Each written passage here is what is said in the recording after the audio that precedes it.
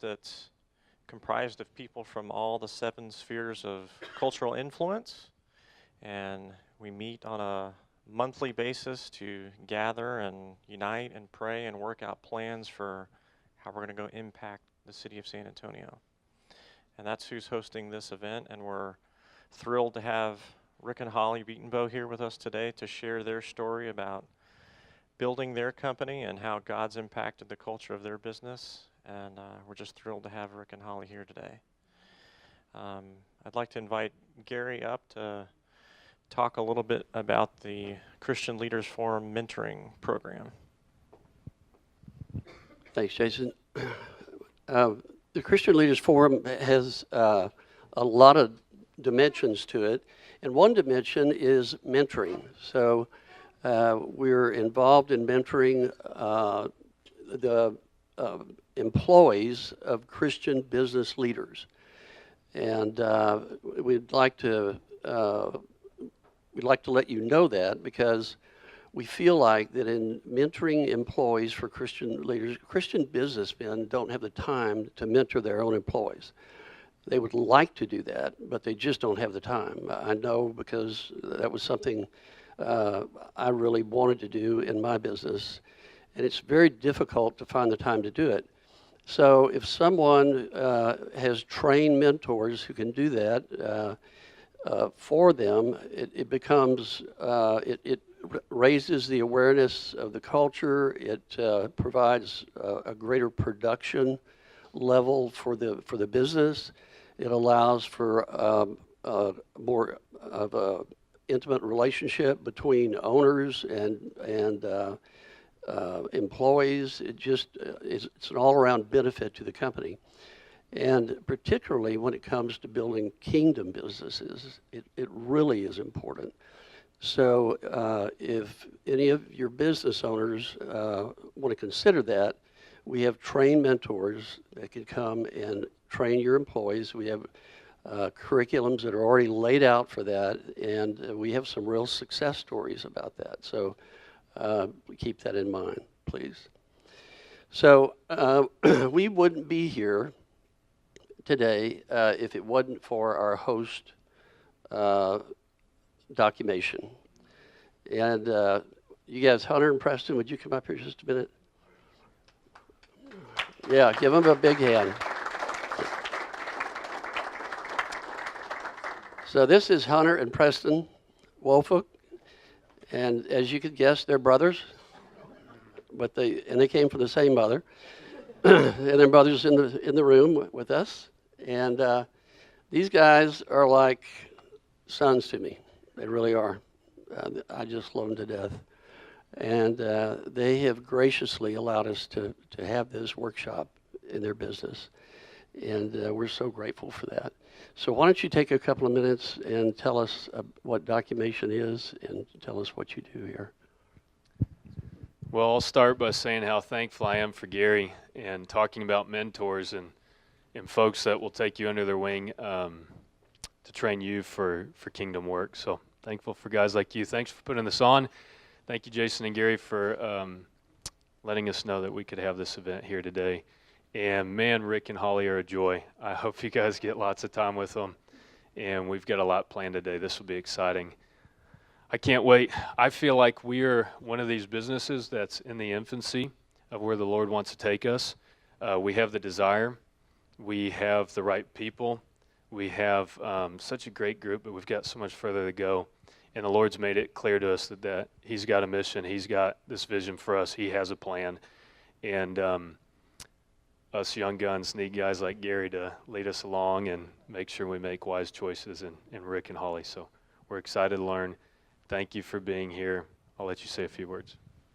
If you get a chance, you need to get a hug from Holly. It's the best dang hug you're ever going to get over here. Right, Rick? Yeah, it's the sweetest hug ever. So that's a true West Texas, North Texas hug right there. So panhandle hug, what do you call that? West Texas hug. Okay, got it. So we need more of those down here in South Texas. So thank you guys for coming. I also wanted to mention Alicia and Lisa over here at Documation. These two ladies, they put together all the work. So I just want to give them all.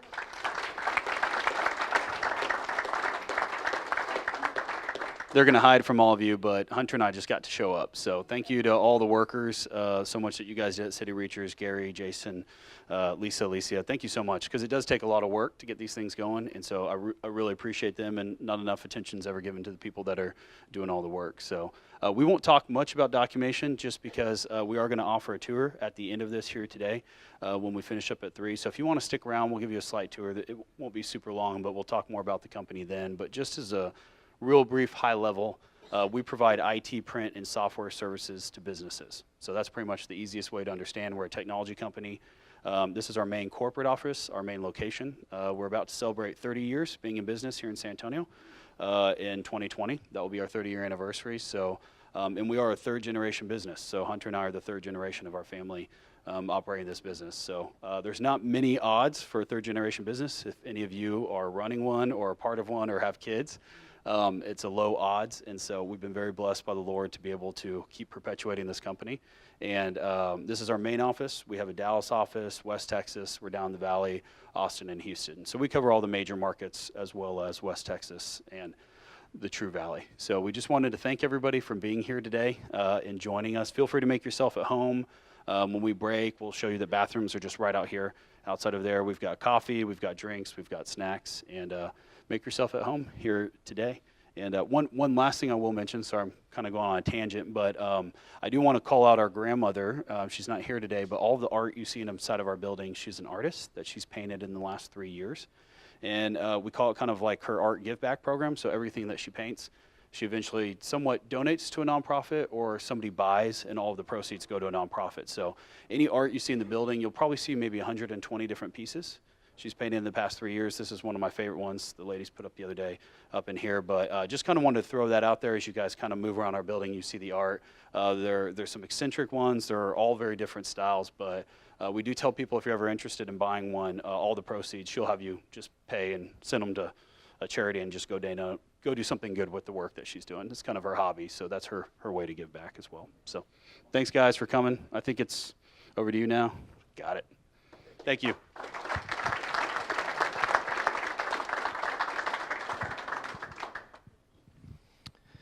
Well, the next thing we'd like to do is an icebreaker that we learned a little bit about in Austin when we attended Mr. Tony Dale's event, and Rick and Holly were able to speak there, but we'd like to be a little bit vulnerable with everybody to start with and build some relationships around the table.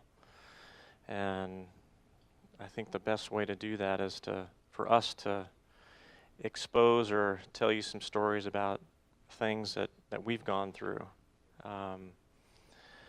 So I'm a native Texan. I was born in Austin, grew up here in San Antonio. I grew up in a pretty rough neighborhood.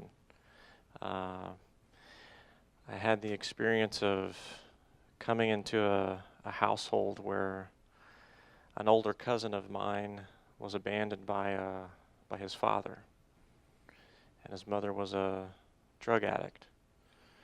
And this young man had a lot of anger, and a lot of that anger was taken out on me.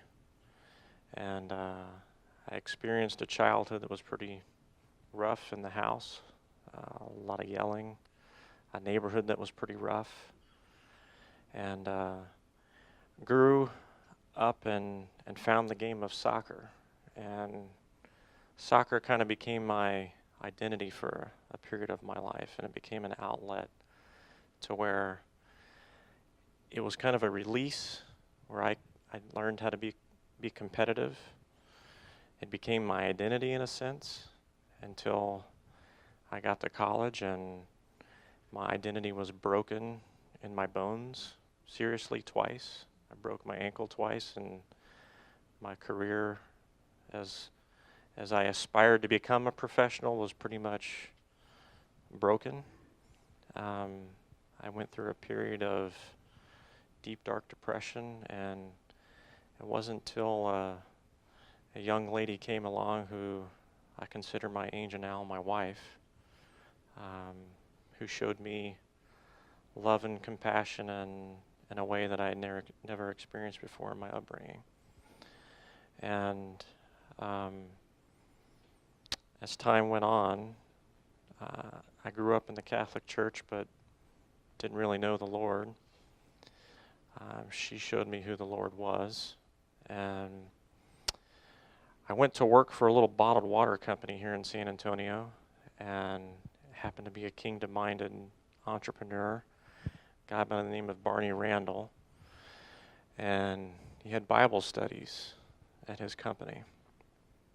And my testimony is that I was saved in the marketplace because I walked out of a Bible study in this little company and have an overwhelming Holy Spirit experience walking out of the manufacturing plant, and God just overwhelmed me, and I fell to my knees and accepted Christ. And my journey in the marketplace and as a entrepreneur at the time started there.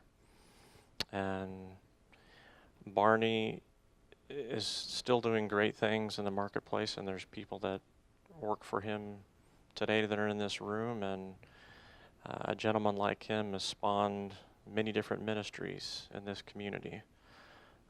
C12 group is here partly because Health by Design sponsored them, and they now have the CEO that became a local chair in this group who spawned on and advanced in leadership, and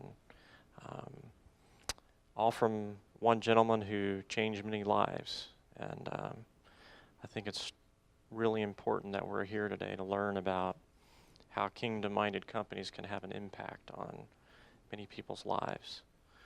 And I'd like to call Gary up to just have him share a little bit about his story, and then we'll break up into our groups here. Thanks, Jason. Everybody's story is different, isn't it? So my story is a little bit different, or I'm going to tell you a little bit different part of it. So I've been married before, and my first wife was schizophrenic, psychotic, and bipolar. So if you add all those things up into one, it's a pretty bad combination to have at one time. So our life was really centered around trying to raise kids in that condition, and kind of in and out of mental institutions. So, at night, for example, when we went to bed, it was difficult for me to sleep because she would, if she was psychotic, she would be walking around the house, kind of talking to imaginary people. And so, I would be concerned that she would, because sometimes she would walk out the door and walk around the neighborhood. And so I kind of had to keep one eye open, if you will, to kind of make sure that, she didn't wander off somewhere at night. So, what happened in me is that I developed a self-sufficient way of living. I cooked all my own stuff, washed all my own clothes, got to be a pretty darn good cook, by the way,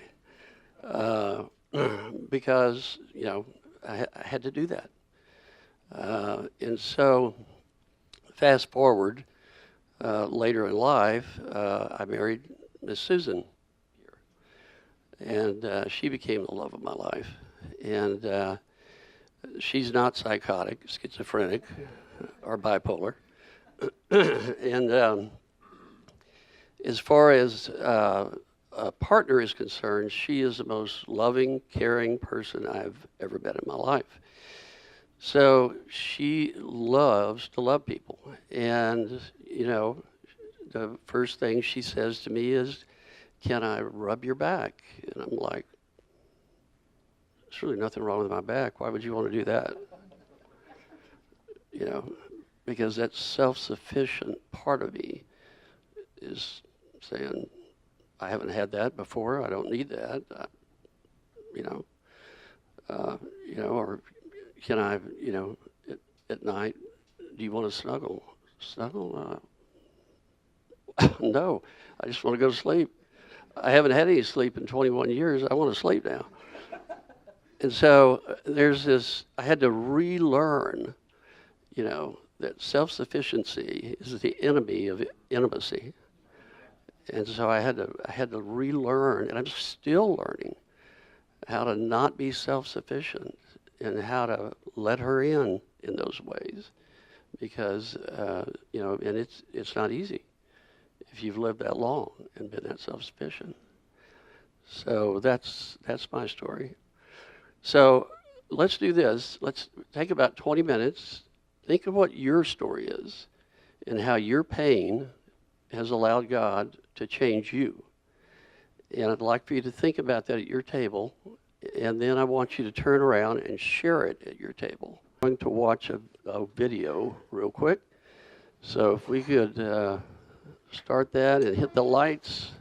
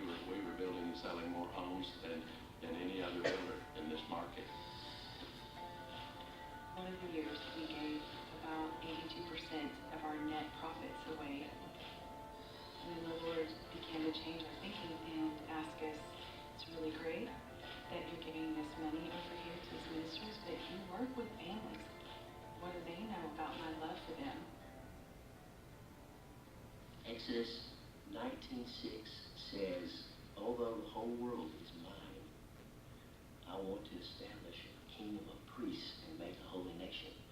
And I remember thinking, am I a priest? Can I be a minister in business, in the marketplace?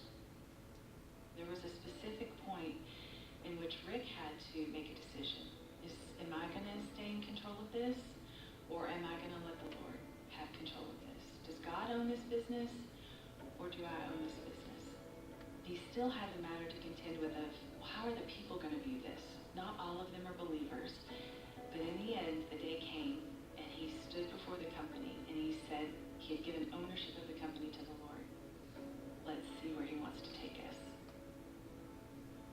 We just began to make a place for God's kingdom right in our business.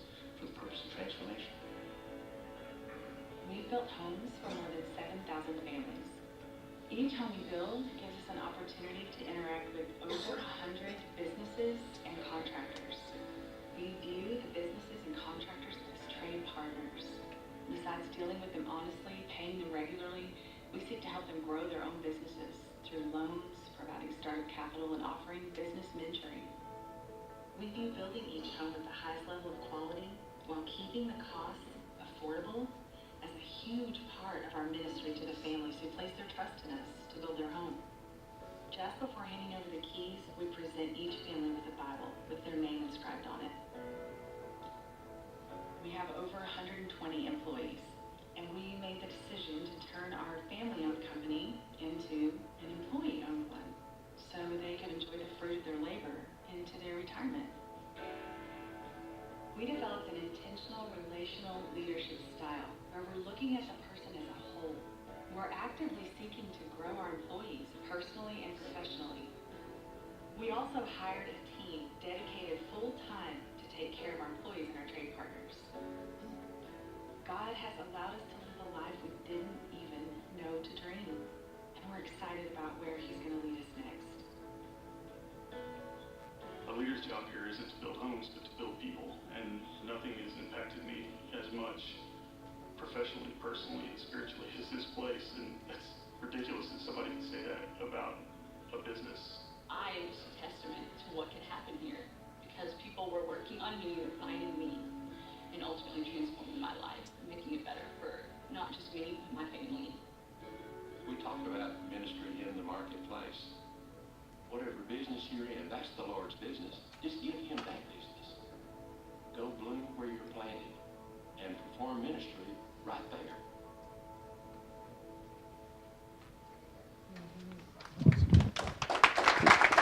Please welcome Rick and Holly Beddenbill.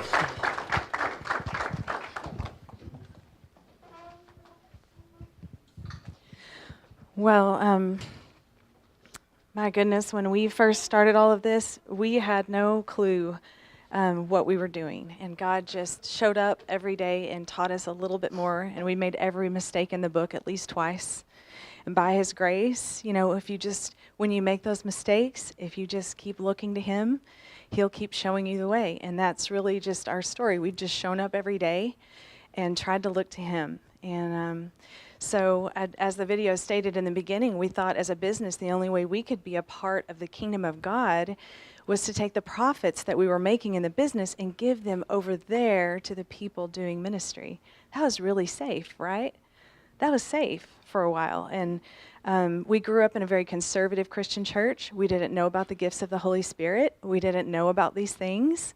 And the Lord's pursuit of us is just amazing. He found us in our business because He started teaching me. This was my first role. My first role in the company was stewarding these resources and looking for opportunities for us to sow these funds into.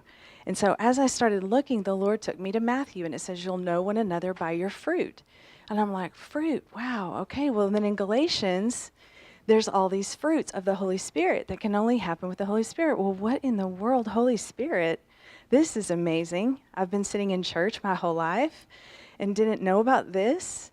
And so we started looking for fruit, and the Lord started bringing these incredible ministry partners to us who had stories, people. They brought people. I would tell them, this is a fruit stand.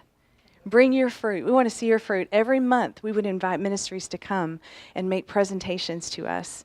On a Friday night, we brought all our kids up there, and we just would have a meal together, and these ministries, one by one, would come and share.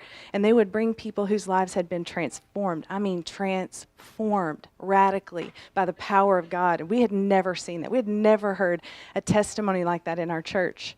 And we started going, wow, there's so much more to this. There's so much more to this. We've been missing out. We want some of that. We want that, Lord. And so through those ministry partners coming in the door and sharing their experience with the Lord, that transformed our lives. And it got us hungry for the Lord and more of the Lord. And so it was around that time when the Lord just tapped me on the shoulder and He said, okay, now you see there's more. And you know it's great that you're giving these resources over there to all these ministries, but you have all these people right here inside your company. This is the greater part.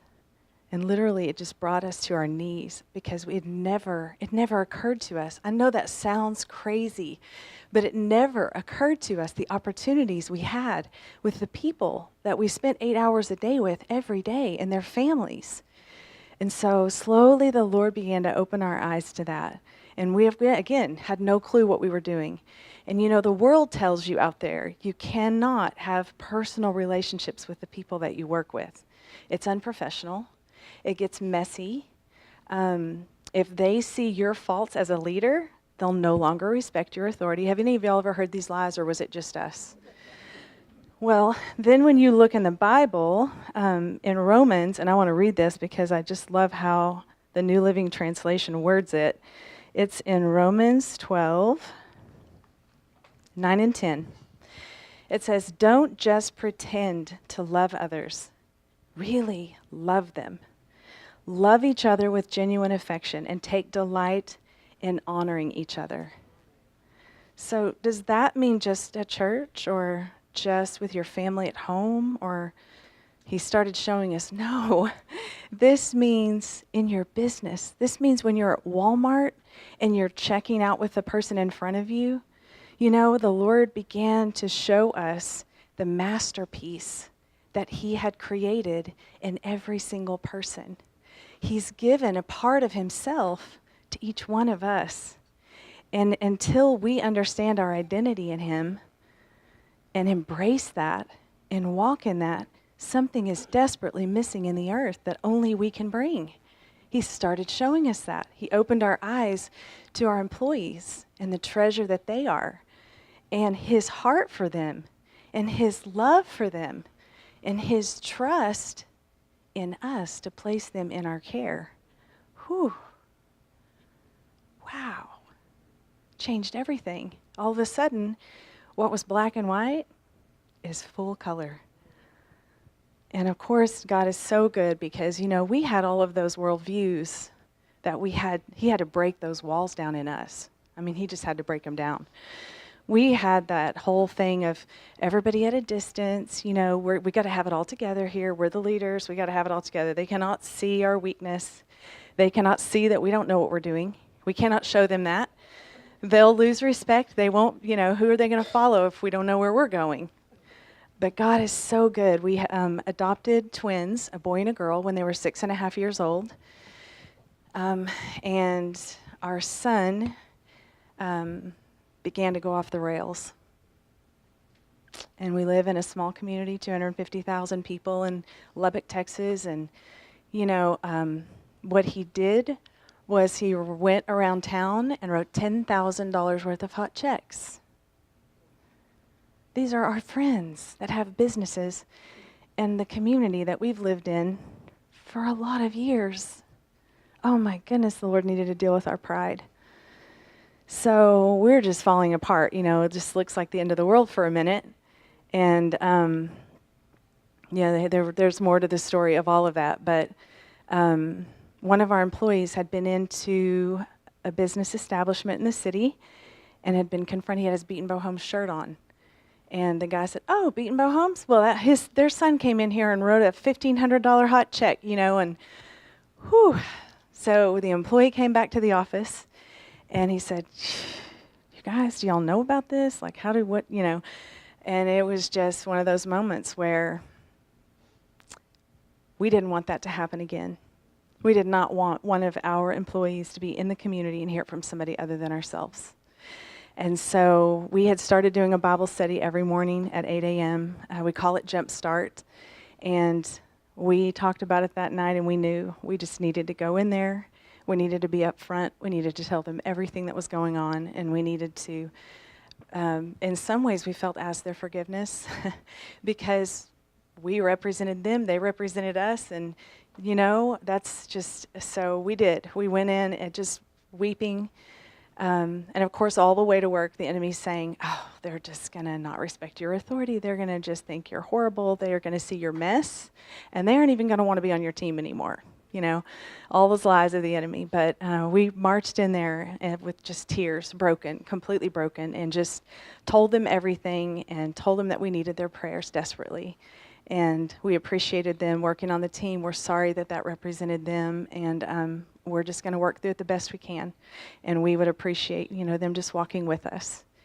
And the Lord did the most amazing things in that moment. That wall that we had built up between all the employees and us just came slamming to the ground. And all of a sudden, we were all just people who had problems, who needed each other and needed prayers and needed to lean on each other and needed to be able to be real and vulnerable and transparent with each other. And we had a line of people after that meeting. One young man came and said, "That's my past. And I have come to work every day in fear that you would discover who I am and not want me here anymore." And we, of course, are looking at this young man and seeing all that he brings to the table in our company. And we're like, are you kidding? And in that moment, God restored our hope for our son. We saw him through the storm that we were currently in. Sometimes when you're in a storm, you just cannot see through it.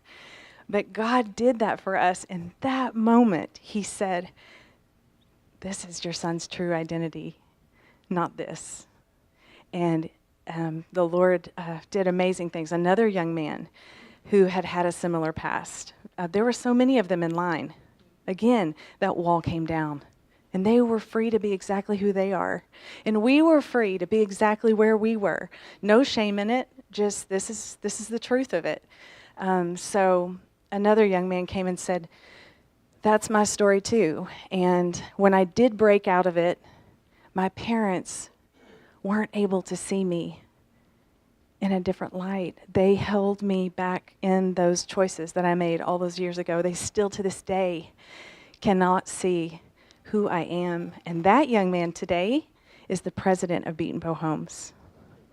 God's redemption, because in that he came up close to us. And I mean, this is a period of, our son's 26 now, and doing great. Praise Jesus. I can't even tell you how sweet the fruit is. When you sow for 20 years and you begin to see fruit after 20 years, it's so much sweeter. And so we're so grateful for that. But this was years ago, and Cal just came up. Cal, he was actually in the video. He came up and just walked with us. He went shooting with my husband, and he told us, "Your son, when he comes out of this, when he comes to his senses, he's going to need you to see him in his true identity. You never stop believing in him. You keep praying for him." He told us about his grandmother who prayed for him all the time, and he knew it was his grandmother's prayers that had delivered him. And he said, "You never stop praying for him. You never stop seeing him how God created him to be. Refuse to see him as anything other than his identity in Christ." I mean, he coached us through this tragedy with our son. And such a blessing, such a blessing. We just need each other, we need each other. And Cal is like a son to us today. And, at that point, whenever the Lord said, there's all these people and all these families, we hired a person to be what we called our internal ministry coordinator. At the time, my role was full-time, seeking those external ministry partners that we were sowing into financially. And so we needed someone to be looking inside at all the employees and their families. But the Lord said, "You're not going to miss out on this blessing, though." See how he didn't let us miss out on getting to be intimate with everybody, too? We couldn't just outsource it, is what I'm saying. You can't just, as a leader, as an owner in the company, God has more for us than hiring someone and outsourcing the intimacy with our employees. He wants us. He has a seat for us at the table of that as well. And I want to encourage everyone in that. Yes, it takes vulnerability, and people are going to see your mess, and you're going to see other people's mess, but you don't want to miss it. I can just say you don't want to miss that intimacy, getting to really know each other and really walk life together. There's just no substitute for that. So we now have a team of 12 full-time members on our ministry team. So about each 40 or 50 people has a representative that lives in that camp with them, that serves them. We do baby showers, wedding showers. We celebrate company anniversaries. We celebrate birthdays. One of the things the Lord showed us early on was all of those ministry partners that we are partnering with financially around the world to send our employees, but not just our employee, the whole family, on what we call a vision trip to go see that. And yes, the company pays for that 100% for the employee and their family the first year, 90% the second year, 75% the third year, and then we'll hold at 75%. We will always pay 75% of the cost to send their whole family. And so this year we had 16 different vision trips, and the families get to pray about that and decide where they want to go together. What we learned is if just the employee goes on that trip, their lives get transformed because they have an encounter with the Lord. And that doesn't translate when they come back home and they try to share that experience with their family. It just doesn't quite translate. And so it's important that the whole family unit go together and experience that together and have that to talk about for years to come. And that is part of what we consider to be, we were funding all these ministries around the world. We were sending dollars over here to Africa to this orphanage. What about the people in our company? Isn't that a ministry as well? That's a ministry. We've seen families come home and adopt children. We've seen marriages be put back together. The Lord put marriages together out there on those vision trips because they saw, when you get out of your world and you go see somebody else's world, it changes your entire perspective when you come home. And you're grateful all of a sudden for things that you didn't even know you should be grateful for. And also this generation, we were just created for something, a purpose far bigger than ourselves. None of us are content going to work every day, putting food on our own tables, and that's the end. None of us are content with that. We weren't created for that. We were created for a purpose far greater than ourselves. And so when you're working in a company and you know that if you're writing checks on the accounting team every day, but overall the big picture of what you're doing is supporting orphans at a ministry in Africa or whatever your passion is, it gives you a greater purpose. And you bring those experiences on the vision trips home with you. And those people that you encounter out there come back and they live in your heart forever. You see their faces as you're doing all of these things in your job. You see their faces in your mind and you love them, and it just gives you a far greater purpose. So. Wow.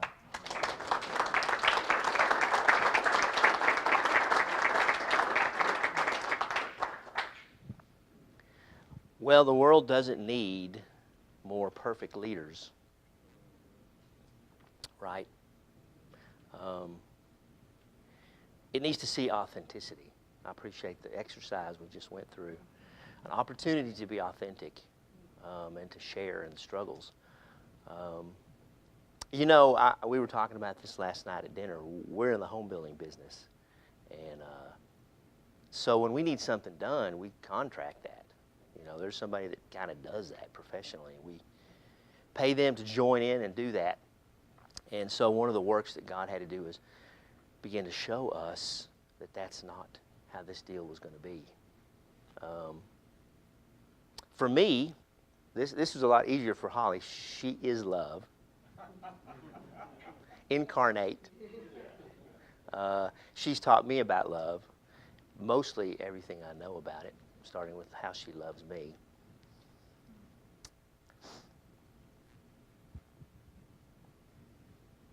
Turn me into a crybaby. 2. So, I was a tough guy. I guess on some days I still am. So the first thing the Lord had to do, the first big job that he had when he started impressing on us that this might be his ministry, this business of mine, ours might be his ministry, So he's going to have to get me out of the way. Fortunately, his plan wasn't to get me out of the way, but to transform me and keep me right there.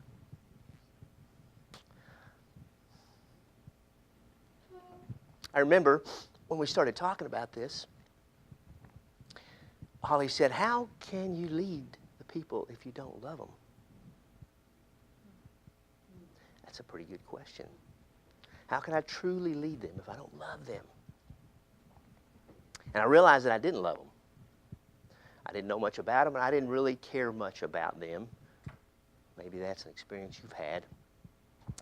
We had a lot to do, and this business was busy and successful, right? And so she suggested that I ask the Lord to break my heart for them. And this is a pretty good strategy. In fact, I invite you to engage in this strategy. Ask the Lord to break your heart for the people that He's gathered around you. First, to care about them. I had to start there. Do I care about these people? I mean, I need them to do some stuff. We can't get this stuff done if they don't do that.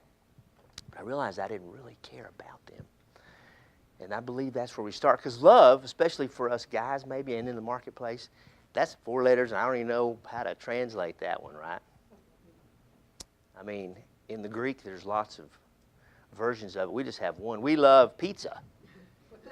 We love God, and we love our wives, and that just sort of is a little hard to calculate. So I think of it like this for me, and maybe this would help you. I first must care about the people. And then, as I get to know them, I could care for them. And in the midst of those actions, I might fall in love with them. Anybody watch Undercover Boss? You know this show, reality show? Big boss goes into the marketplace, puts on a disguise. Maybe it's the owner of the San Antonio Spurs. Goes into the field and selling hot dogs and encounters this young lady that does that all the time, every day. And she's really, really good at it and cares about it. Does it in a beautiful way. And he discovers that she's a single mom, maybe with a special needs child at home. And so yesterday she was a name on a spreadsheet, and today she's a person who is giving her best to their enterprise. What if every day was Undercover Boss? The heart of that show, of course, is by the end of it, that boss is writing checks, giving scholarships, giving cars. But people just want to be cared for, cared about. And we have an experience that people who are genuinely cared for do amazing things. They do amazing things. This thing works itself out. See, this thing, the best leadership book I've read, the Bible, this stuff works. God's love works. Because that's what we're talking about here. Not religion. And I say that because if we've grown up, if we've been socialized in the institutional church world, and we start talking about, could this business be God's? One of the first responses that sometimes we have is to start installing church programs. Religion. And religious activity is not the pathway to God. It doesn't lead to God. Relationship with God is the only way. In fact, it's what Jesus came to do, right? He didn't rebel against the Romans. He didn't do some of the things that the Jews wanted him to do, tear them down and install the Hebrews back and become king. Nope, he didn't do that. He didn't rebel even one time against the Romans. Died at their hands even. But he did rebel against a group. What group? The religious group. Specifically, overtly, angrily at times. He said to us and to them, very specifically, The way to my Father is relationship, not religion. And that's what the marketplace, that's what every place, not just the marketplace, every place needs. And He is going to do that through His leaders.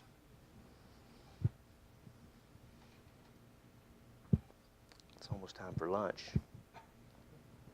This is a very inspiring presentation. I have a question. Do you purposely seek employees who believe in this path? Or do they become converted when they are there? What did you do during the transition when you already had employees and you decided to move forward in this direction? Did you find employees who were currently high producers not willing to accept this path? What's your name? I'm Dr. Kathleen Collins. Hi, Kathleen. Thanks for your question, Kathleen. That's a great question. And it's a question that comes up. I mean, I can count on that question coming up. That one and do you ever fire Christians? Those two are the two questions. So we're going to have some time together the next couple of hours, and we'll unpack some of that. To answer your question directly, the first thing is our people don't need more religion. They don't need more of this or that. What they need is to be loved. That's God's plan. That was what Jesus came to say. And that love is the secret sauce of God's kingdom. It's what makes everything work, what keeps everything moving, and that's where we must lead from. We don't lead with Scripture or those kinds of things. We lead with genuine love, authentic love, which begins with a leader being vulnerable, sincere, and authentic on every occasion, through the good and the bad.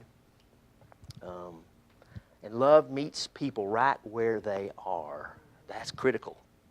No judgment. You know, a friend of mine always says, the biggest problem with the Christian church is Christians. Dang it. We have to lead with love, not judgment. A beautiful story, some friends of ours that have a very powerful Spirit-filled ministry in a little town called Muleshoe, not too far from us. His wife was telling me a story the other day about him. He said the drummer in the band called him one night late and said, Stephen, I got to resign from the worship team. I'm a drug dealer. A guy just left my house with drugs and I have his money in my hand. I'm a hypocrite when I'm playing the drums up there for God. Stephen, bless his heart, taught me and maybe all of us something in an instant. He said to this drummer, what an amazing thing he said. He said, no, you're not a hypocrite when you're playing the drums. You're a hypocrite when you're selling drugs. God is your identity. That's who you are, not what you do. Stop doing that. You cannot leave the worship band. I'm not going to release you from the worship band. I want you to come be who you are.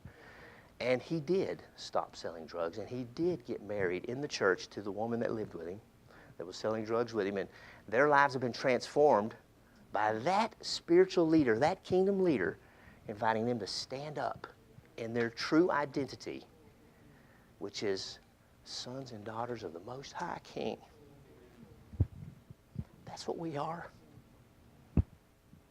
And only love lifts us up to that. Only. Judgment kills that. Bible studies before people are ready kill that. Push people away. We got to start with love. That's where we start.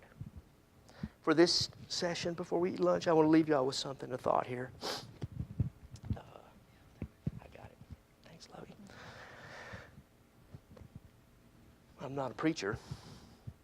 I'm a business guy, just like probably else in here, but I invite you to develop your leadership by studying this book specifically. And one of the things that we're talking about here is that Jesus paid the price, the perfect lamb, And the kingdom now is here. If we choose for God's reign over our lives and anything that we have influence in, the kingdom is here now. We don't need priests to whack the goats, make big messes anymore. It's a beautiful thing. It's a good thing. It's here now. And so it means that it is wherever we set our foot, we bring it with us. And I love the story of Moses establishing God's kingdom, his people. And one of my favorite passages is Exodus 33, starts in 12. I'm going to read this to us and over us. Moses said to the Lord, "You have been telling me, lead these people, but you have not let me know whom you will send with me. You've said, I know you by name, and you have found favor with me. If you are pleased with me, teach me your ways so I may know you and continue to find favor with you." Remember that this nation is your people. I invite you to write this passage down as a leader. This is a prayer that we need to be praying every day. If you are pleased with me, teach me your ways so I may know you and continue to find favor with you. Remember that this nation is your people. Moses said this, Solomon said this, David said this, Jesus said this. These are not my people. They're your people. That's a very important thing for us to remember. God's entrusted these people. And I'm not just talking about employees. I'm talking about trade partners, vendors, suppliers, customers, the rest of the marketplace, everyone. They're God's for His purpose. So he cried out to him. You know, Moses got a little grumpy here and there. People they can be a pain in the hiney. That's what we say in West Texas. Maybe y'all say that here too. But we love them. And what we do is we lift them up to the Lord. In fact, that word, lead, in the English here, of course, this text was written in Hebrew. And the word there for lead, the actual Hebrew word is Allah, A-L-A-H. And it's a beautiful Hebrew word that means to cause to ascend or lift up or bring up, translated in English to lead. And that translation back to the Hebrew helped me kind of think about this a little differently. It reminded me that our job as leaders is to bring the people up to God, to lift them up, to lead them up to Him. Of course, God is there and faithful. Moses cried out, and the Lord replied, "My presence will go with you, and I will give you rest." And as we get weary, and I don't know about y'all, but I get weary sometimes, the Lord has promised right here that if I'll cry out to Him, He'll give me rest. Moses said to him, "If your presence does not go with us, do not send us up from here. I don't want to go alone. I don't want to go without you. I can't go without you. We can't go without God."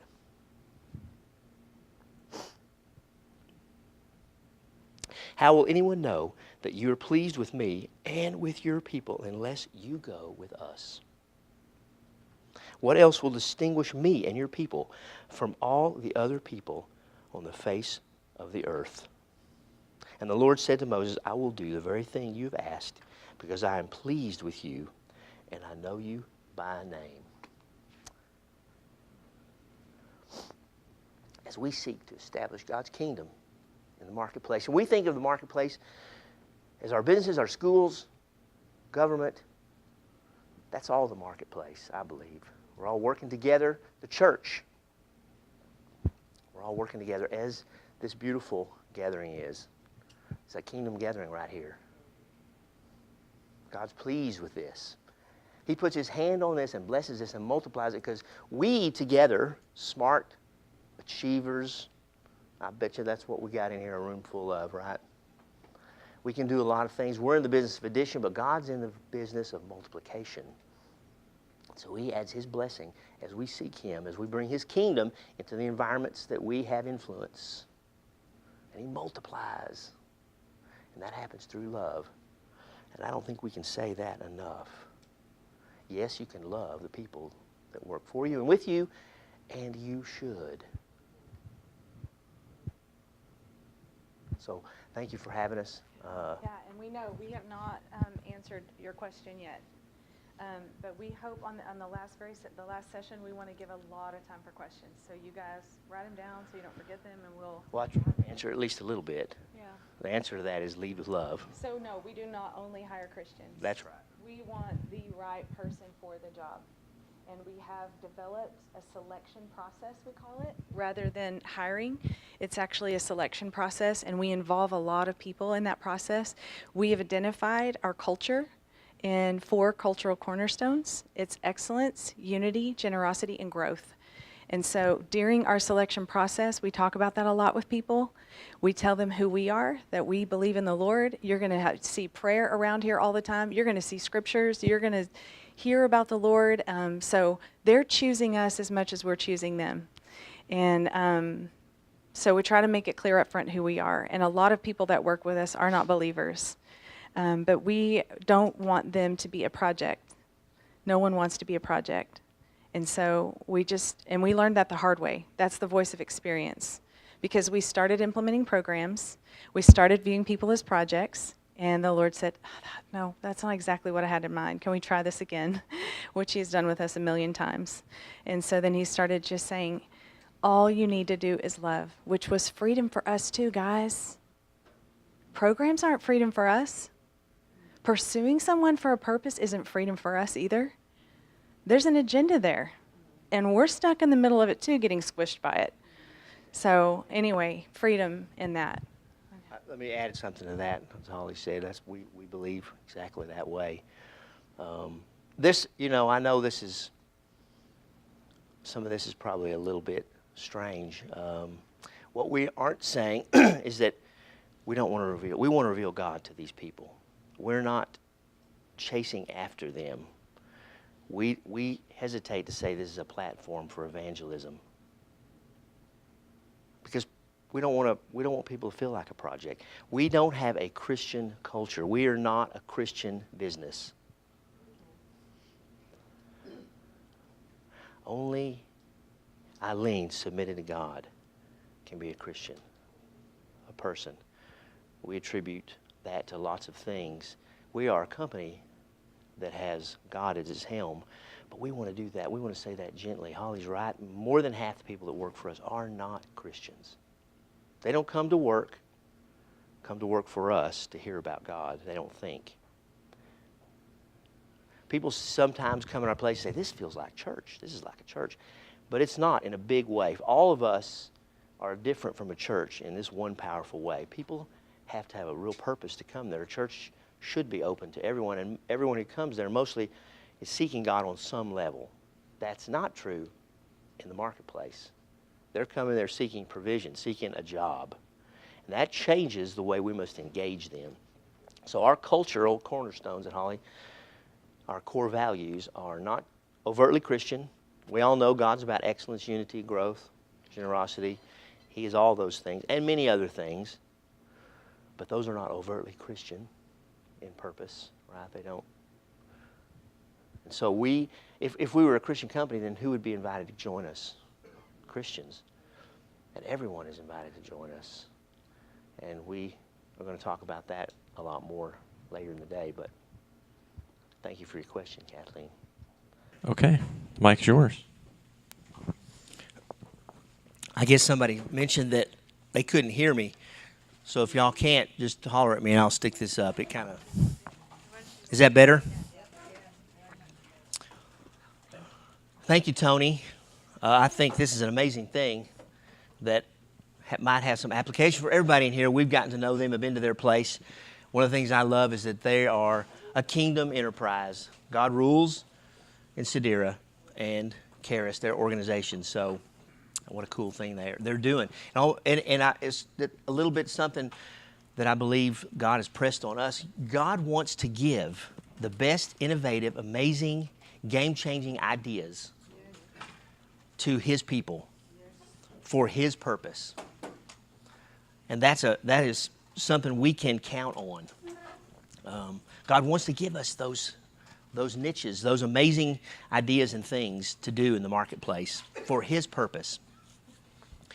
Well, I wanted to take a minute and share something maybe is a little bit crazy, a little bit out of the box. It's been very encouraging to us, to me personally, in this journey, and I want to share this idea with you.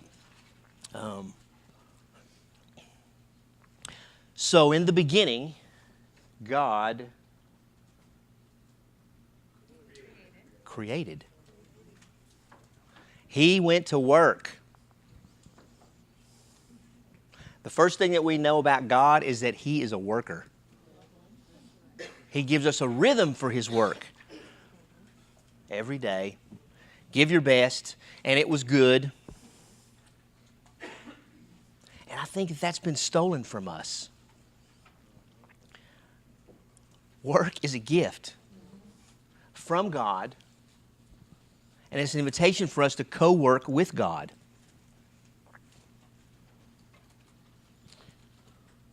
This was not a curse. Work is not a curse. Have you heard it was a curse? That's a poor interpretation. I invite you as workers to go back to Genesis and read that story again and let God speak to you about that, because when work is stolen from us, then we come to work with the wrong impression of things. There were no churches in the garden. Adam and Eve met with God personally, and they did their work. And God said something really powerful. He commanded His creation. The rhythm of His creation is, let there be light. Let the waters be gathered together and there be dry land. But when it came to us, His vernacular changed. The rhythm of His words changed a little bit. And it became, let us make. Instead of a command, we got kind of a relational, collaborative statement. Let us make man in our image. That's amazing. A couple of thoughts out of that immediately. Let us. I said, Lord, who's us? I guess I started thinking about that, and I did what any of us do whenever we have a question, which is what? Google. Sure enough, you can Google that, and there's a billion opinions out there about who that us is. And probably the easiest one for us to think of is the Trinity. But there are a lot of opinions about that. And I said, Lord, and He said, it doesn't matter who us is. It just matters that there is us. You and me together, us. And He said make. He didn't say let there be. He said make, which that's a word we need. We make stuff. Only God actually creates from nothing. Our work alongside Him is making. And that's the charge that He gave us. And there's a couple of passages in Genesis that I want to read to you real quick.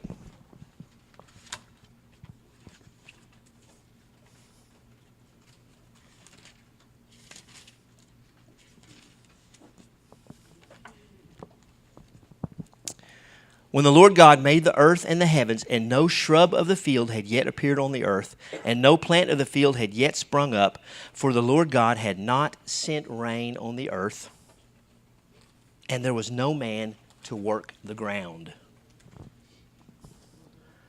God's plan was for us to work the ground, to expand His work from the beginning, before the fall. That was always His plan. His plan A. Have you ever created something in the way we create as people? It's a precious thing, and it probably is hard for most of us to trust that with someone else. God's creation, one of the things I love, when He was completely finished, it says,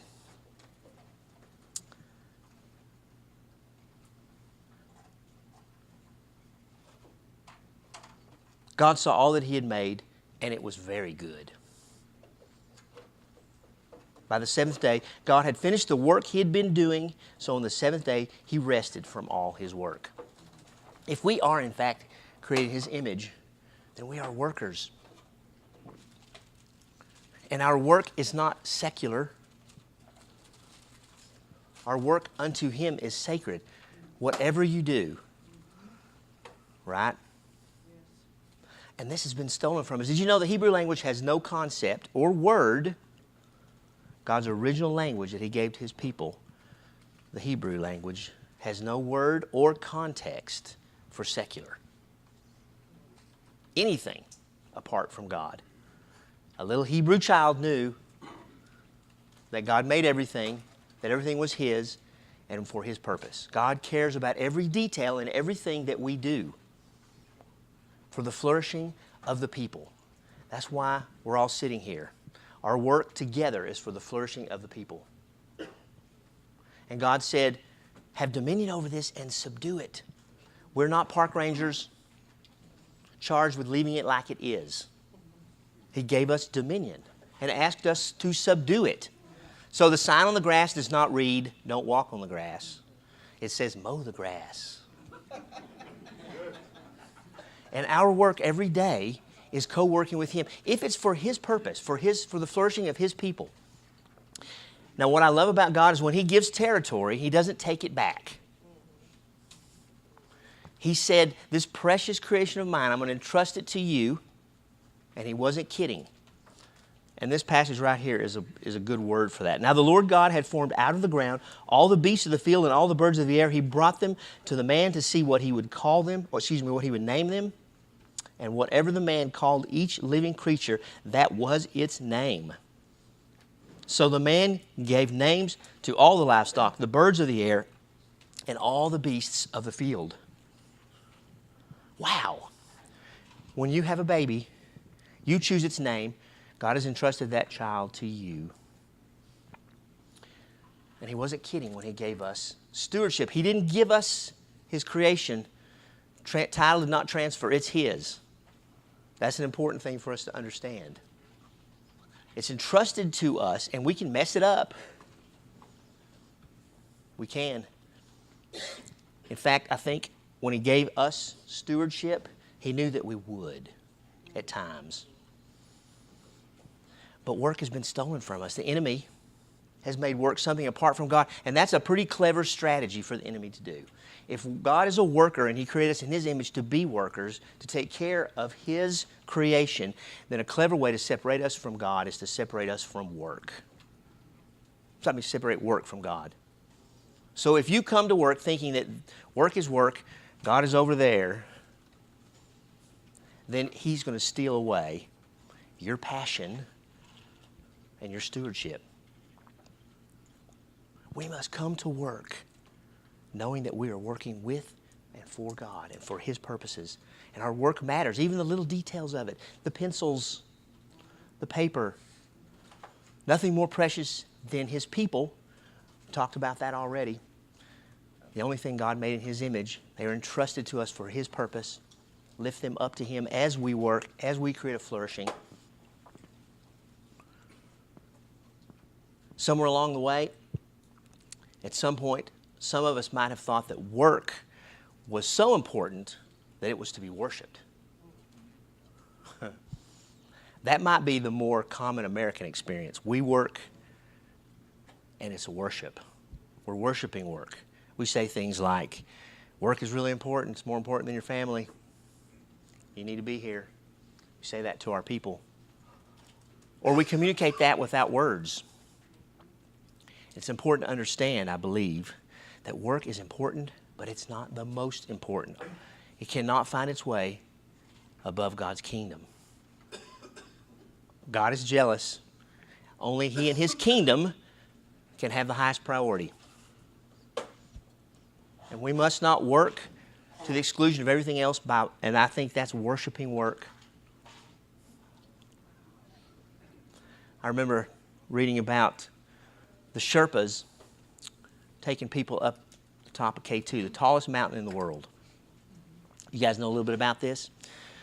The Tibetans that are Sherpas, and they have experienced some horrific trauma around that mountain as they've led people to the top, to the point where when they've got a group of people from all over the world that they're going to take to the top of that mountain, they will stop and make everyone pray and worship the mountain, asking the mountain for favor. And the first time I read that, I thought, I wish someone would say to them, if that mountain is to be feared, what about the creator of that mountain? We must not worship his creation or the work that he gave us to do. We do that as we worship him. And a beautiful way to absolutely clarify that in all of our minds, that really helped with me. Later in Genesis it says, and God put the man in the garden to work. And that word work right there, English, translated to work, well, the Hebrew word there is avodah. You should write this word down, A-V-O-D-A-H, avodah. It's a beautiful Hebrew word that simultaneously means work, worship, and service. All three words. Wow. What we think needs three words, God only needs one word because it's the same. Your work, my work, our work together is worship to the Lord. When we give our best, when we create things, when we create a flourishing for the people, create products and services in the marketplace that lift his people. Homes, we get to build homes and communities, and I think about that as a precious thing that we get to do alongside God, because in those homes, all kinds of amazing things are going to happen. That's where people raise their families. And we get to be part of that. He's pleased with that. My work matters. It's worship to him. Your work matters. It is not secular. It is sacred. That's the point here. Don't let the enemy steal that from you. Avodah. That word is later used in this passage that I read earlier, Exodus 33. It says where Moses would go to the tent of the meeting and meet with God, and the people would come out to their tents. And that same word is used right there, and it's often translated into worship. Have you read it that way? I think it's what it says in the NIV. And the people worshiped at their tents while Moses was with God. And that's the same word, avodah. To till in the ground, to serve each other, and to worship is all the same to God. Our work for his purposes is sweet fragrance of worship up to him. Isn't that beautiful? That's an amazing way to think about this. And we cannot go to work another single day in the old way. And your people, the people that you are working with, need to know about this. This is especially powerful for our construction guys that work for us. They love to work, and they need to know that as they give their best to it and for the purposes of the people around them, they are worshiping God. I remember the first time I got to share that with one of our construction managers, and he was moved to tears, as I was, that my work is that important to God. We think of avodah as the flavor of the work we're doing. It is for God and with God and not apart from God. And in our 26-year journey, we got confused at times about our identity and our work and our positions and our roles that we had in the company and in the community being our identity. And the Lord has just so graciously backed us up on that a little bit and said, no, your identity is in me alone. It's not in what you do. It's in who you are. And so as we were talking about, as we come to understand who God created us to be, and he could not have created two more different people in us. Rick, what he always has been, he just has always known what he is doing, where he's going, and he's a driver. He just drives and he goes, and thank God for that, because we wouldn't even have a business if it wasn't for his gift set. And that's one of the things the Lord started teaching us. We use the DISC assessment. I don't know if y'all ever are familiar with that. There's a lot of different tools out there. But that tool has been so helpful for all of us as a company. It's part of our application process now. Because after 26 years of having different positions within the company, we know which behavioral style functions and operates best in which role in the company. And so if you're not familiar with it, it categorizes people in 4 different areas. And so then we actually had the developer of that program come and train our entire staff on this. Everybody took the test, and then he trained us on the gifts of each of these different behavioral styles, which helped us all so much. First of all, value each other, because then we begin to see what each person's bringing to the table and how integral it is and how important it is. And when you understand the person that you're working with and you understand what their strengths are, when you're working as a team on a problem, you know who to punt things to, because they're the ones who are gifted in that area. And really just valuing and appreciating learning how to work together.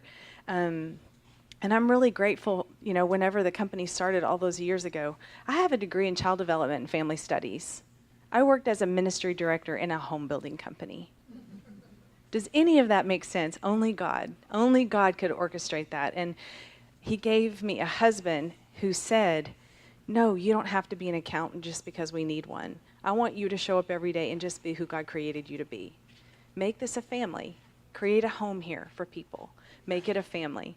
And so by God's grace, I was given that freedom to just show up and be that, and paid a salary for that. How? Only the Lord can give you provision by being who he created you to be. That's amazing. No matter where the setting is. I don't know anything about home building. I really don't know much about business. I mean, I've learned a lot sitting next to him for 26 years. But anyway, the point is, everyone inside your organization has a very special thing to bring to the table. And so we have a new employee orientation when we have once a month we do this, and the new employees for that month are there. And what we get to say to them is, you are a unique creation. There is no one else on this earth just like you.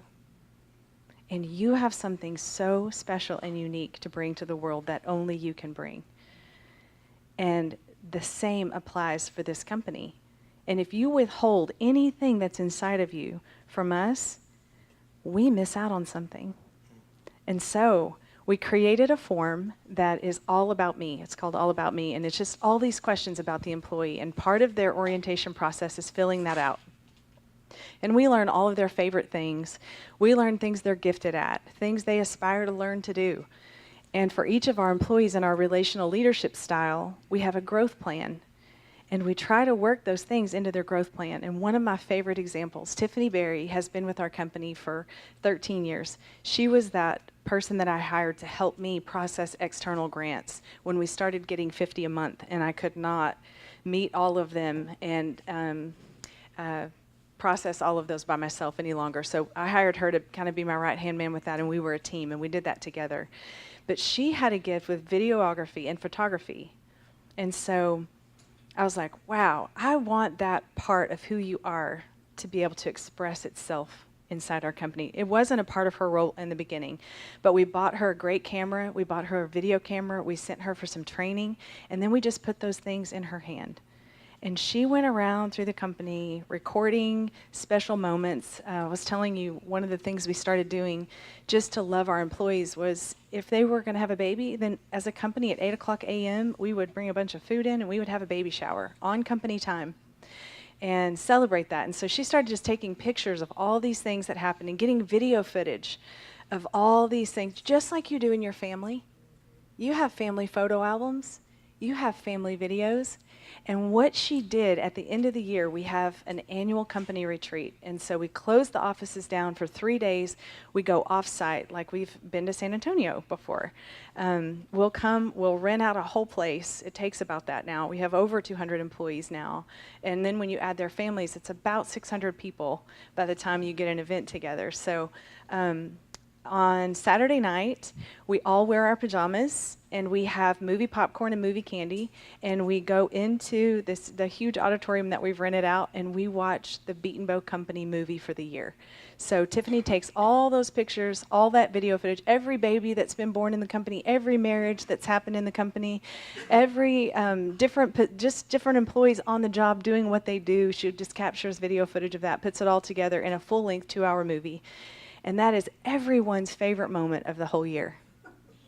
it's just so fun. And all our kids are running around and popcorn's flying everywhere and we're watching this movie. And as soon as it's over, we almost always go, play it again. You know, it's just, you don't want it to be over. It's just being a family together, just living life together, experiencing life together. And so what the Lord is teaching us is about those gifts and talents that he's placed inside of every single person and calling those things out, helping them discover those things. And, you know, in this relational leadership style that we have, part of what the Lord has shown us to do, and it's going to be different for everybody. So we hesitate to share like specific things God has taught us because it's not going to look the same. But what he taught us to do is one-on-ones. And so every single person who has a direct report, every week they're going to meet with that employee for an hour. And that one-on-one, the employee actually, they make the agenda for that meeting. I'm just available. I'm available. I want to talk about whatever you want to talk about, whatever you need to talk about. If you have some concerns in work and you need to talk through those, great. If you're having problems in your marriage and you want to talk through that, great. We can talk about anything you want. The whole goal is just to build a relationship, to get to know each other. And Rick had a very interesting experience in a one-on-one. And this is just part of the journey that the Lord keeps teaching us. You want to share that? Well, we have 200 employees, so a little background might be necessary here. So if I'm going to, as Holly said very beautifully, we're going to personally engage with every person because that's the goal here. You know, people join companies and they quit bosses. That's what the research says. Because they aren't cared for or cared about, they believe. They lose track of whether they matter, whether they're doing the right job. Sometimes that parting is voluntary and sometimes it's not, but the cause of that often is just not knowing where they stand or where they're supposed to go. Everybody wants to know two things, right? Where are we going? And do I get to go?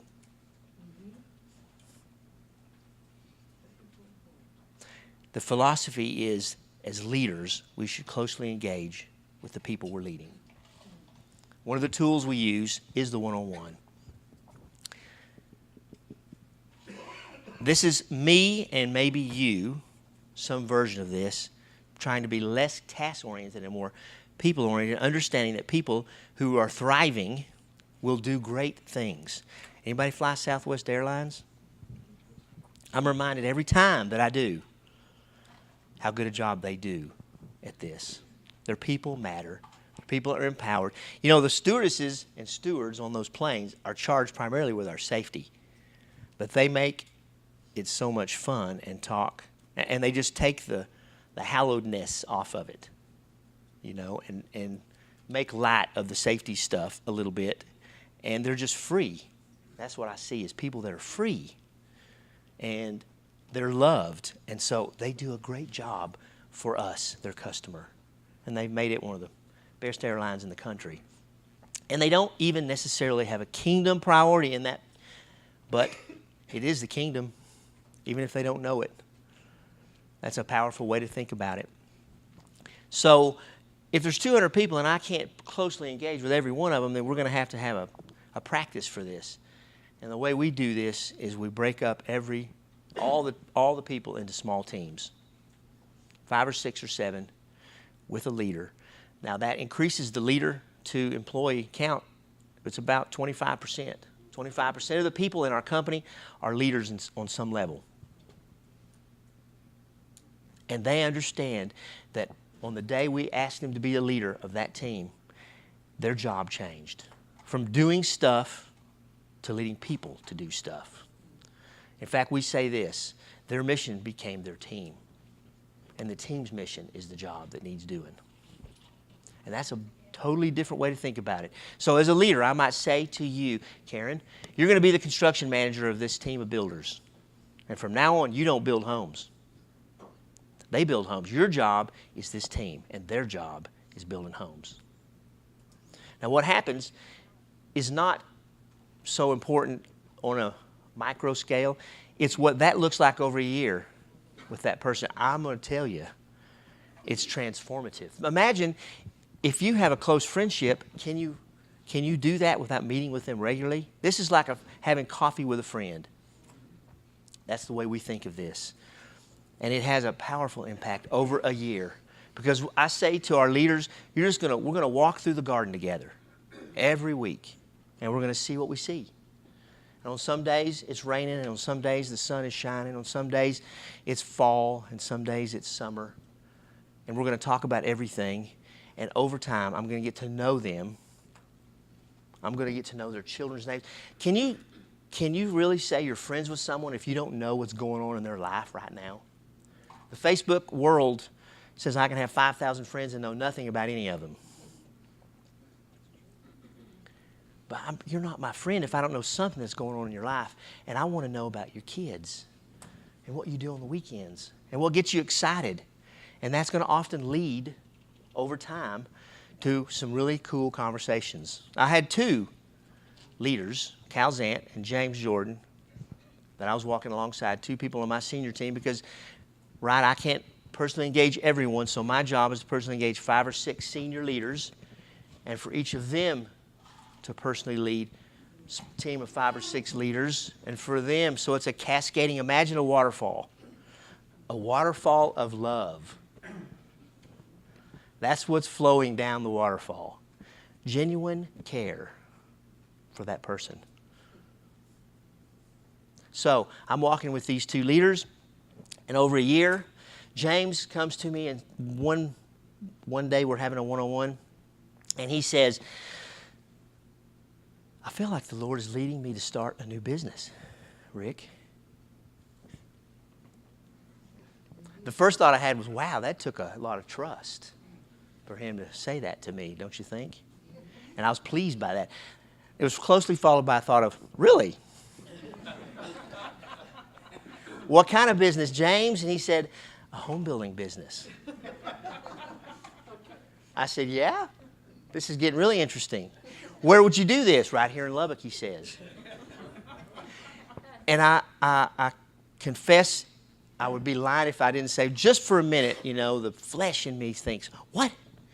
But immediately the Lord said, wait a minute. Who's your provider? Is the marketplace your provider? No, the marketplace is where we serve, but it's not our provider. Who's our provider? And so my personal experience is that He provided everything we needed, even when the market was bad and when the market was good. When it's God's, He's going to take care of it. He's going to provide everything that we need. And that frees me to do what I'm supposed to do, which is be excited for my very good friend and spiritual leader, James, and give him my blessing and send him out. And our whole team did that. We gave him our blessing. And I still have one-on-ones with James, but we don't talk about our business. We talk about his business, which we're both in the same kingdom. We're in different tribes, but we're in the same kingdom. The other one-on-one relationship that I was having was with Cal. An amazing guy that at one point the Lord said, this man is going to be the next leader of this company of mine. And I knew it was the Lord because I wasn't thinking that. He'd never built anything. He was an IT guy, software guy actually, really bright. And I thought, wow, Lord, he's a software guy. And then I realized God said, yeah, but weren't you a software guy when I started this building business? Oh, yeah, I was. So I guess if this is your plan, Lord, then I told Cal about it. At the next meeting, I couldn't wait to tell him. I was a little bit nervous to know what he would think about that. And he wasn't surprised. Immediately I saw in his eyes that he already knew this. I said, did the Lord already talk to you about this? And he said, yes. He did. And that's an amazing thing. And that outcome, it was on the video, Cal did become our president for the last 3 years. And I realize that I'm as excited about either of those outcomes. If we have the opportunity to lift someone up to God, to their highest God-given potential, and that means outside of our enterprise or inside of our enterprise, we have to be equally excited about that. That is the kingdom. It is devotion too much to our own tribe that is not kingdom. It is putting our tribe above God's kingdom that is the disaster.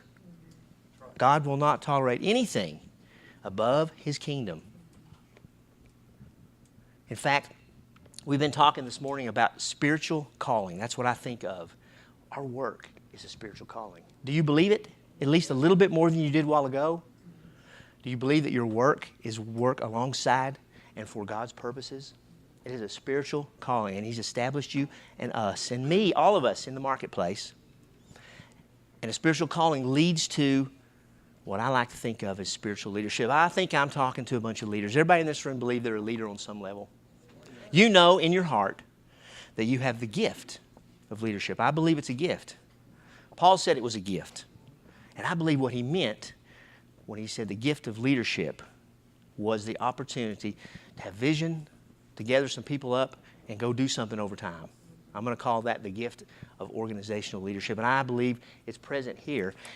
And what God is calling us to is to give that leadership to Him for His purposes. And we're going to call that spiritual leadership. That's what He's asking us to do, is to shift from leadership for our own purposes, for our own enterprises, for our own tribe, to spiritual leadership for His kingdom. Now look, y'all, all leadership is spiritual. All leadership is spiritual. Every bit of it. What do you mean, Rick? Adolf Hitler was a brilliant leader. He had everything he needed. Opportunity, resources, a perfectly aligned leadership team, and he almost accomplished exactly what he set out to accomplish. But he was under the influence of evil spirits. His leadership was absolutely spiritual. This is important to understand. In the absence of God's Spirit, some spirit is leading every leader and every leadership team. And that spirit will have its way. And if it is manipulation and domination and destruction, then that spirit will have its way, and it did. And by the way, evil spirit will take the leader with them. It's an illusion that you survive that. And so, as leaders in God's kingdom, we must be under His Spirit, specifically. The absence of a spirit, you know the passage, an evil spirit is exorcised and leaves a place for other spirits unless it is quickly filled. There's no neutral, y'all. The illusion is that there's a neutral, that I don't have to be led by God's Spirit, but it's not true. What are the spirits in the marketplace? The spirit of mammon, right? Profit is a higher priority. That's simply put. Now look, profit is not evil. I don't believe anybody in here totally believes that, but on some level, maybe we've been taught that, and it's important for us to cast that out. Profit is not evil. God demands an increase, and profit is an increase. It just simply can't be the highest priority. A friend of ours always talks about profit like air. You need air to breathe. What happens if you don't have air to breathe? Does that mean that you exist to breathe? No. So a business without profit is going to die.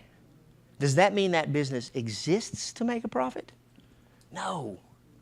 Profit cannot have the highest priority over the kingdom. How many of the academic institutions in America that are hundreds of years old were established to teach men and women about God? And how many of them still have that as the highest priority? It's simple. They were established with God's kingdom as the highest priority, and over time, some other priority, academics, found its way to a higher priority. And it's that simple. As spiritual leaders in God's kingdom, our role is everywhere we set our foot, everywhere we have influence, everywhere God asks us to lead, we make sure that God's kingdom has the highest priority. And I found that usually starts with me in my heart. When James says, I want to start a home building business across town, that's the first test of whether I'm about me and my tribe or about God and His kingdom.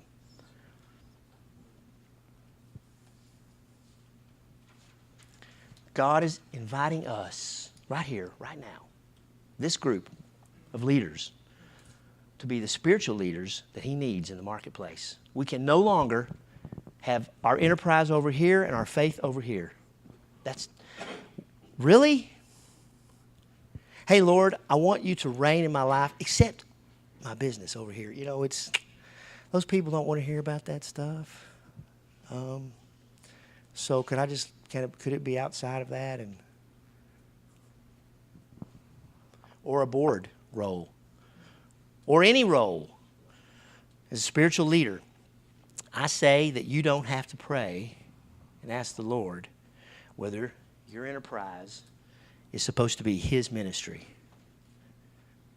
I mean, as soon as you say, Lord, He goes, yep. You don't need to finish the sentence. Yes, it does. You need to skip on down to the second question. How, Lord? And that's a critical thing here in the marketplace. We need to be seeking God, as Moses did, on our knees every day.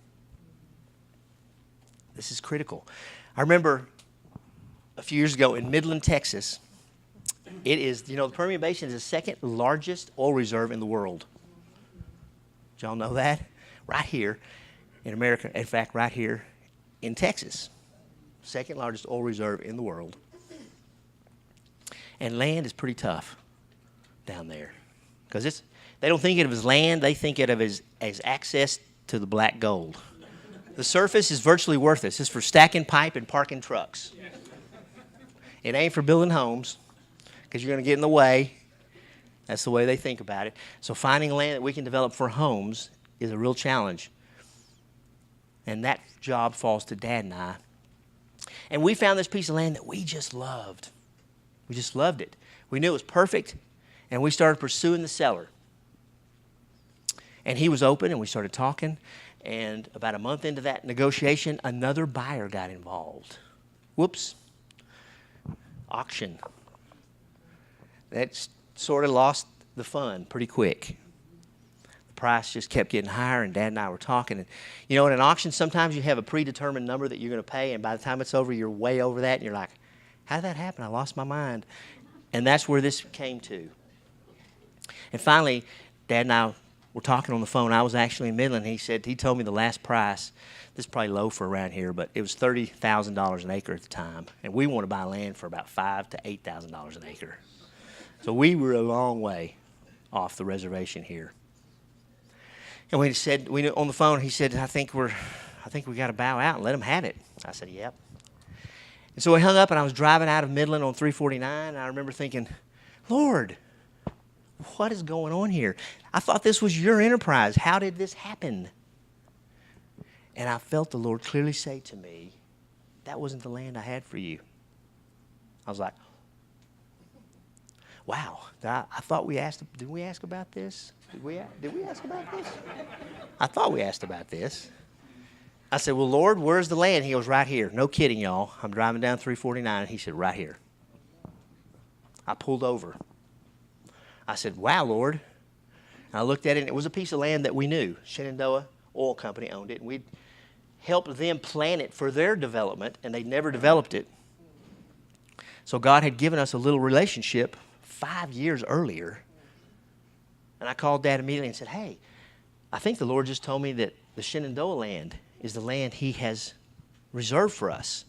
I said, why don't you call? We knew the guy. Dad called the guy, and the guy said, yeah, y'all buy it. $10,000 an acre. It's less than a mile away from the other piece of land. And I hung up the phone when had called me back, and I just said, wow, Lord, I'm sorry. I forgot to ask you. We forgot to ask you. See, we have to Rick? Holly? Okay, last conversation. And I want to leave plenty of time for us to have a conversational time. So I just want to finish one line of thinking on this spiritual leadership. Kingdom at Work is kind of the label that we have for a movement out of our business. It seeks to inspire, equip, and ignite leaders to be spiritual leaders and to advance God's kingdom in the marketplace. That's what we want to do. I want to help leaders see some of these things and really give all of their influence and leadership to God. That's the only agenda that we have. We still have a full-time operating home building business. We're going to build, 1,100 homes or so this year in West Texas. And that's an amazing thing that God has done. I can tell you that in 1992, Rick and Ron Beatonbow, when we started, I had a big vision, I thought, for a home building company, but I remember telling Dad, I bet we could build 50 homes. And Dad invited me to join him in an agreement that God would be honored. And am I so glad I said yes on that day without really understanding what I was saying yes to. He met us right there where we were. We had nothing. Dad was broke, had lost everything, including my mom, as he said. And I was just a dumb kid that had flunked out of tech and wanted to build some homes. God had such a bigger vision for his ministry than I had for our business. And we thank God every day that he gave us his vision. I couldn't have imagined 200 people working for us and nearly 4,000 trade partners, built 8,000 homes, have ministry partners all over the world, more than 1,500 ministry partners all over the world. But it was just two guys on the first day. And God will meet you right there, and he wants us to do this. He needs us to do this. This is plan A. He's stirring up the marketplace, and he needs his spiritual leaders to stand up and bring his kingdom everywhere they have influence, everywhere they go.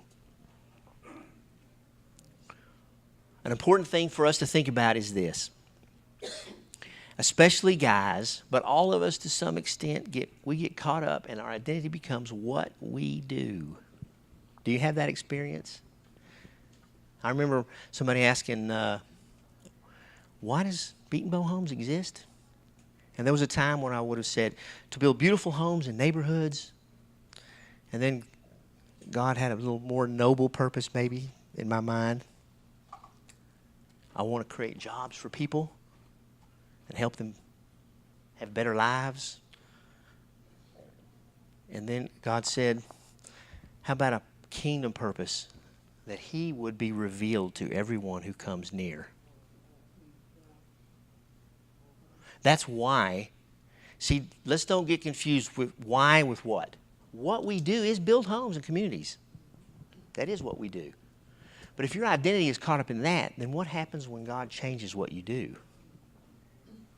Trouble. Beatonbow Companies, which has a home building company, land development company, services company, are enterprises that are God's ministries, all of them. The purpose, why Beatonbow Companies exists, is to reveal God and his kingdom through our work in the marketplace. That's our purpose, to reveal God and his kingdom through our work in the marketplace. Simple, concise, and most of the people in our business don't believe it. And that's okay, right? Our leadership believes it. We're aligned around that purpose. And an important exercise for you is you and your leadership team, which might just be your spouse, or it might be your sons. But a leadership must be aligned around a purpose. Yes? Walmart. Love them, hate them, something in the middle. Their purpose, their leaders are perfectly aligned. Are they not? How could they dominate if they weren't? Could it be possible that someone on that leadership team, and that's the group that says we'll go left, we'll go right, or we'll keep going straight? Those people, that group, Is there any doubt that they believe that discount retail is the cat's meow? Right? Does the greeter have to believe that? Do they? Does the greeter need to believe that? Probably not. Hang in here with me. How about the associate on the floor? Do they have to believe that? Probably not. I mean, it's a job, right? Checker, cashier? Probably not. Store manager? Maybe. We're starting to get there. At some point, leadership must be aligned. Without alignment, Hitler would not have been able to do what he did without leadership alignment, remember. Leadership must be aligned around a purpose. So you think the CFO of Walmart could come into a C-level meeting and say, hey guys, I have this big idea. We're going to have custom clothes with a tailor, kind of like Nordstrom. They can't get him out of that room fast enough. They are absolutely aligned around their purpose. And for this enterprise that God has given you some influence or leadership in, your leadership must be aligned around this purpose. And you must engage together to do this. Because we can't do this alone. See, the first thing that God's going to invite us to do is to invite some other people around us. Because we can't do it alone. You can't do this over time. You'll die. In 2001 or so, somewhere along in there, I was not doing a very good job leading our company. We were having some success despite me, but we had lots of turnover. Culture was not what God wanted it to be. But he was really starting to talk to me. And one of the things that he asked me to do was to look around and invite some of our leaders that I knew, and I knew who they were. I knew who he was talking about, even though he didn't tell me by name. Invite them to join around me and for us to be a leadership team and for us to become aligned around this purpose. Still didn't have a good plan there, but I knew that I needed to do that because I was going to die. He told me three things, really. He said, I want you to do this because this ministry is mine and you're going to mess it up. You're in the middle of it. Second thing he said was, it's going to mess you up if you try to do this alone. You're going to die. And you must be accountable to this team. A leadership in isolation, sin is crouching at the door, right? It says, in the spring when kings went to war, you know this passage? David was at home, looking around on his rooftop. He had a pretty nice one, I suspect. And trouble came along. Now look, we're all going to have trouble. How we respond to that is distinctly a matter of our spirituality, right? Is God leading us? Because David instantly took responsibility for his actions. What's the difference between David and Saul? You know, David killed his best friend and took his wife. That's pretty horrific. Saul just didn't kill all the cows when he was supposed to. But he did not have a repentant heart. God could not convict him. He was not submitted to God, and God will not tolerate that, and he will tear from your hands whatever leadership you have. Not forever necessarily, but he won't give it back to you until you are submitted to him. This is critical. We must obey. And I believe it takes a team to do that. That team, and I'm accountable to that team, and they can correct me, and they do. Cal Zan has had some really tough conversations with me about this or that. And he knows he's free to do that, and he knows it's the right thing because it's not mine, it's not his, it's God's. And I am submitted to them That's not a democracy. God has given me a spiritual leadership role there. But I must be submitted to that team in love, and we do it together. And I suggest that you need the same thing around you. And for a season, it might be some people outside to help with that. But long term, it must be the people inside that do it with you every day. You must raise them up, lift them up into leadership. We were in Minnesota last couple of weeks ago. Home builder there that is on a beautiful journey.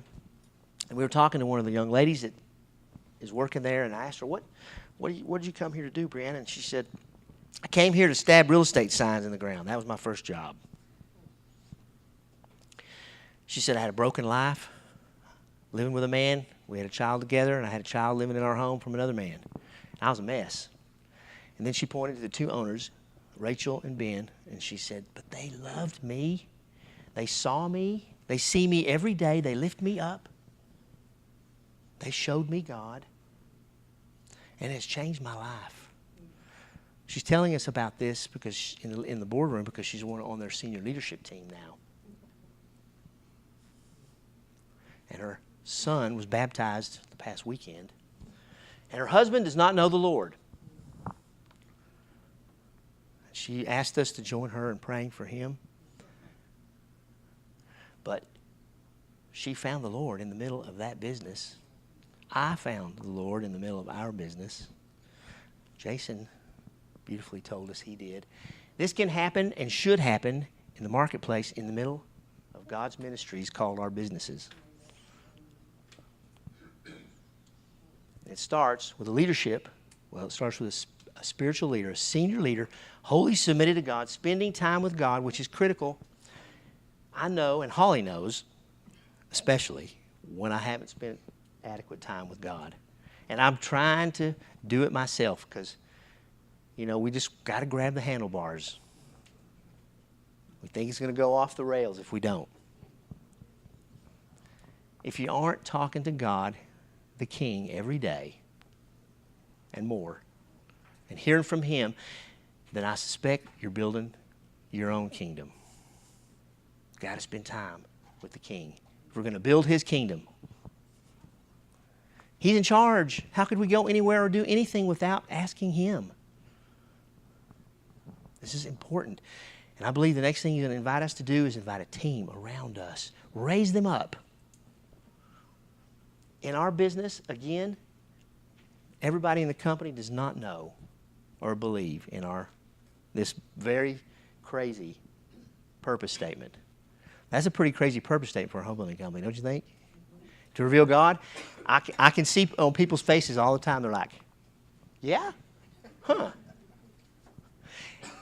And I say that we want them to feel that and know that before we have to tell them that. That's how this works. Our leaders, though, someone who's going to have authority over people, must adopt that purpose for themselves and must commit themselves to spiritual leadership. That is being led by God as they lead their teams. Because without alignment, this thing will get out of whack. We'll move something, whatever it is, to become a higher priority than God's kingdom. If it's God's, it must have a kingdom purpose. What is the kingdom? What am I talking about? I know that probably is a mysterious word. But I believe, for me, it's living with God every day. That's the way I think about it. Not just on Sunday, not just on Tuesday, but every day. His reign over my life, even when I mess it up. David messed it up. Thank God for David. He gives us all hope. If you haven't killed your best friend and taken his wife, there's hope for us. That's right. Thanks, Natalie. Purpose is important because we should live and work out of our purpose. There it is. Why I do something is different than what I do. And my purpose survives changes in what I do. Isn't that a beautiful way to think about that? Now, for our company, Holly hit on this earlier, and I wanted to just quickly run over it again. As leaders and leadership teams, our enterprise needs house rules. That's a simple way to say core values. We call them house rules. If your son is going to live with you, and he's an adult or of adult age, my 26-year-old son's had a job for 10 months in a row. I'm really excited about that.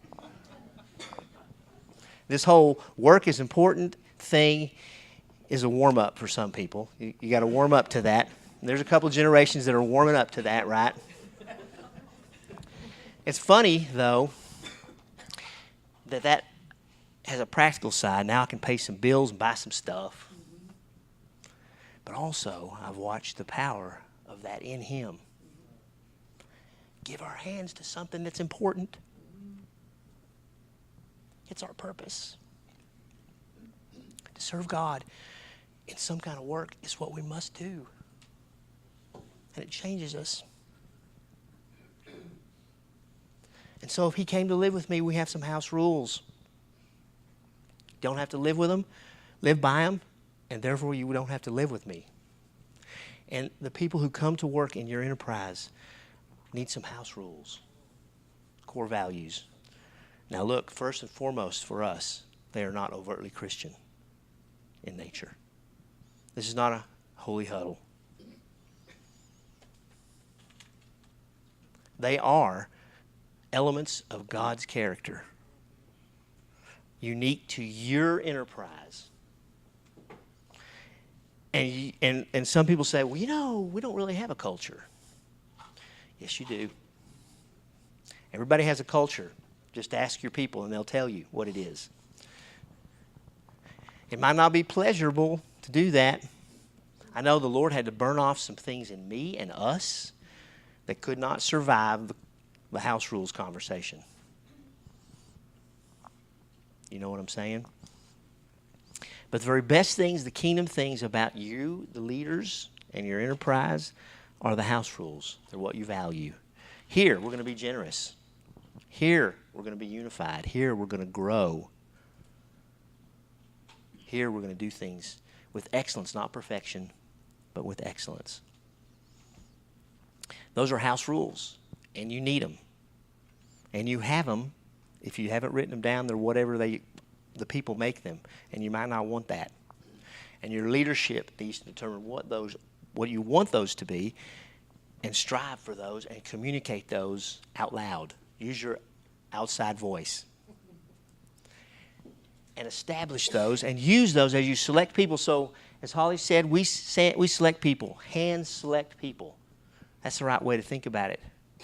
We don't hire them, we hand select them because they are a fit for the job we need done, and they are fit for our house rules, at least on some level. We're going to develop those things and can develop those things over time in everyone who comes aboard.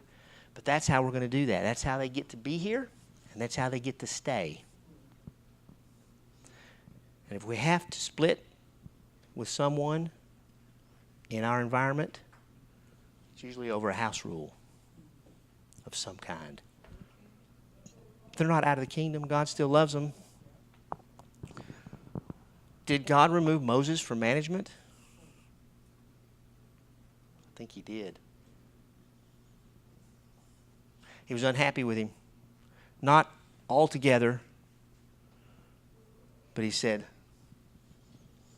your leadership is over. I love you, and he called him to himself, but I have another leader that's going to finish this job, and you cannot set foot in the promised land.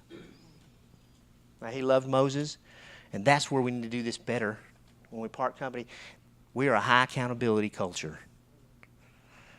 This love talk is not us walking around with a coffee cup singing Kumbaya. We're serious about doing things the right way, but we're going to invite people to be accountable every day. Grace and truth. Jesus walked fully in both, and that's what we must do. High accountability. So I invite you to consider, what is your purpose? Why does documentation exist? That's the question.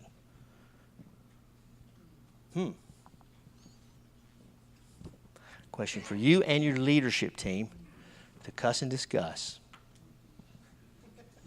And you need some core values to protect it, some house rules to protect it.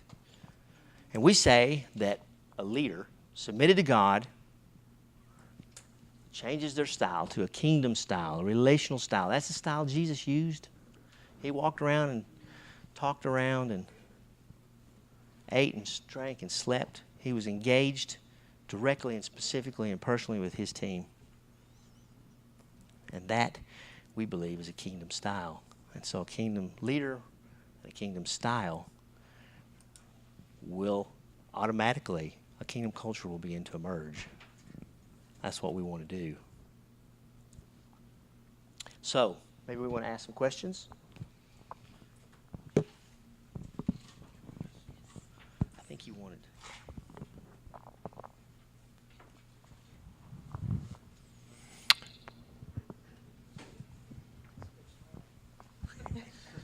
That makes sense. That does make sense. Mastermind here. So what have you seen change in your style with, say, the millennial generation?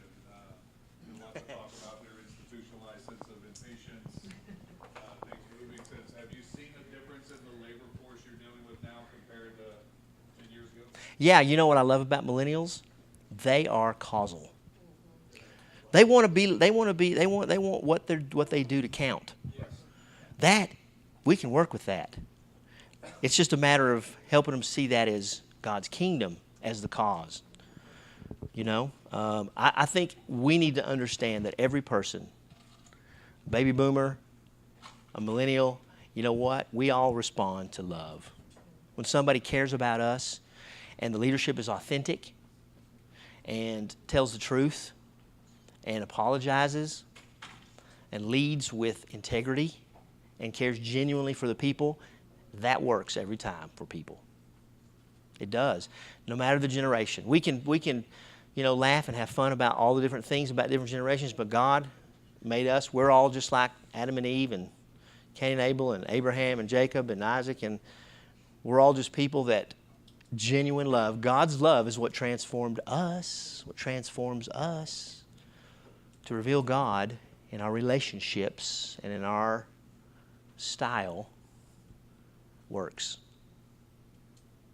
Did that answer your question? Yes, sir.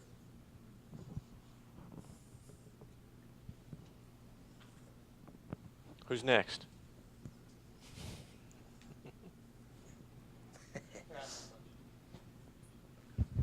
Okay, how do you really sit down and connect with your employees and learn to, you guys, I know you like to sit down and learn your employees and get to know them, but how do you transition into where it just doesn't become like a financial conversation, but really a growth and a spiritual conversation?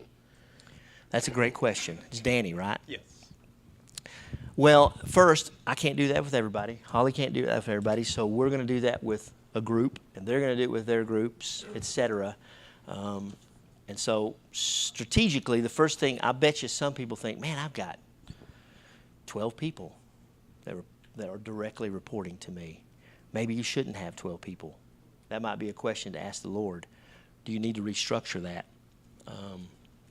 Jesus had 12 apostles, many disciples, 12 apostles, his leadership team. Maybe really 11, right? And really maybe 3 that were really close, you know.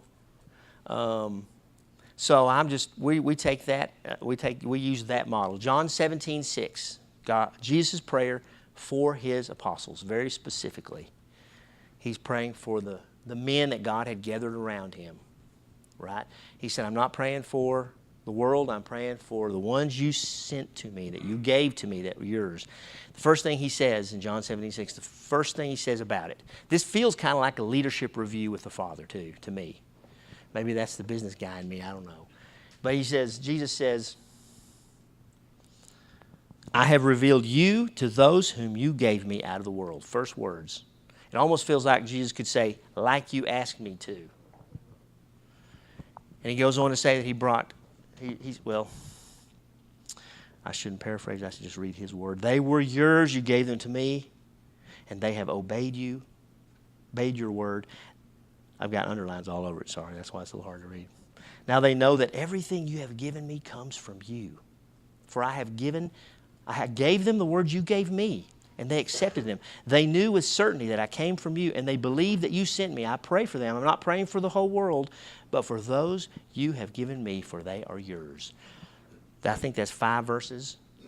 That is our very specific curriculum for engaging with people. I believe that we're supposed to. If I have right now, I have 6 direct reports, and I meet with them weekly. I want to sit down with them, and you know those first. Can you imagine that first meeting? It's going to be a little awkward. You know, especially if it's a couple of guys. You know, so Hunter, how you doing? I'm good, man. How you doing? I'm good. Well, I'm glad we got that done. You know, you're going to have to dig into that. As a leader, I've set the stage. Here's what we found. We did a workshop back in April, and we had a radio. Do y'all know I work for him? It's a cool radio station out of Florida, and they were there, and they interviewed a bunch of our employees, and he was fascinated with this whole thing. In fact, on some level, he didn't really believe it. He's kind of like, well, I know what Rick says, what Holly says, maybe what Cal says, but I wonder what the people really say, you know? So he said, can I interview like, I don't know, 13 random people?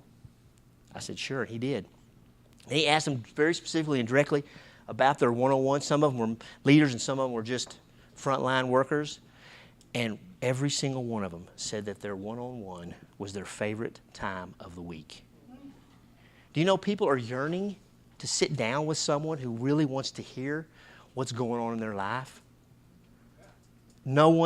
People don't have someone to do that with. They also just want to know, Danny, am I doing what I'm supposed to be doing? Are you happy with what I'm doing? Would you affirm me? That's what they're asking, right? In fact, if I'm not, would you correct me right here in this setting, gently and in a way that shows me how much you care about me? Would you do that for me? And I'm telling you what happens is that is the most powerful thing that you can do. Some version of that. Again, I told you, you're going to have to ask the Lord about how he does this. The philosophy is what we should focus on. It's a close engagement style. That's the style Jesus had. He did not engage everyone. He engaged a few closely. Now, he preached and taught, but that felt like in some ways it was for the benefit of his apostles even. He was showing them, teaching them on some level. What do you think? That's perfect. Yeah. Well said. I guess we'll take.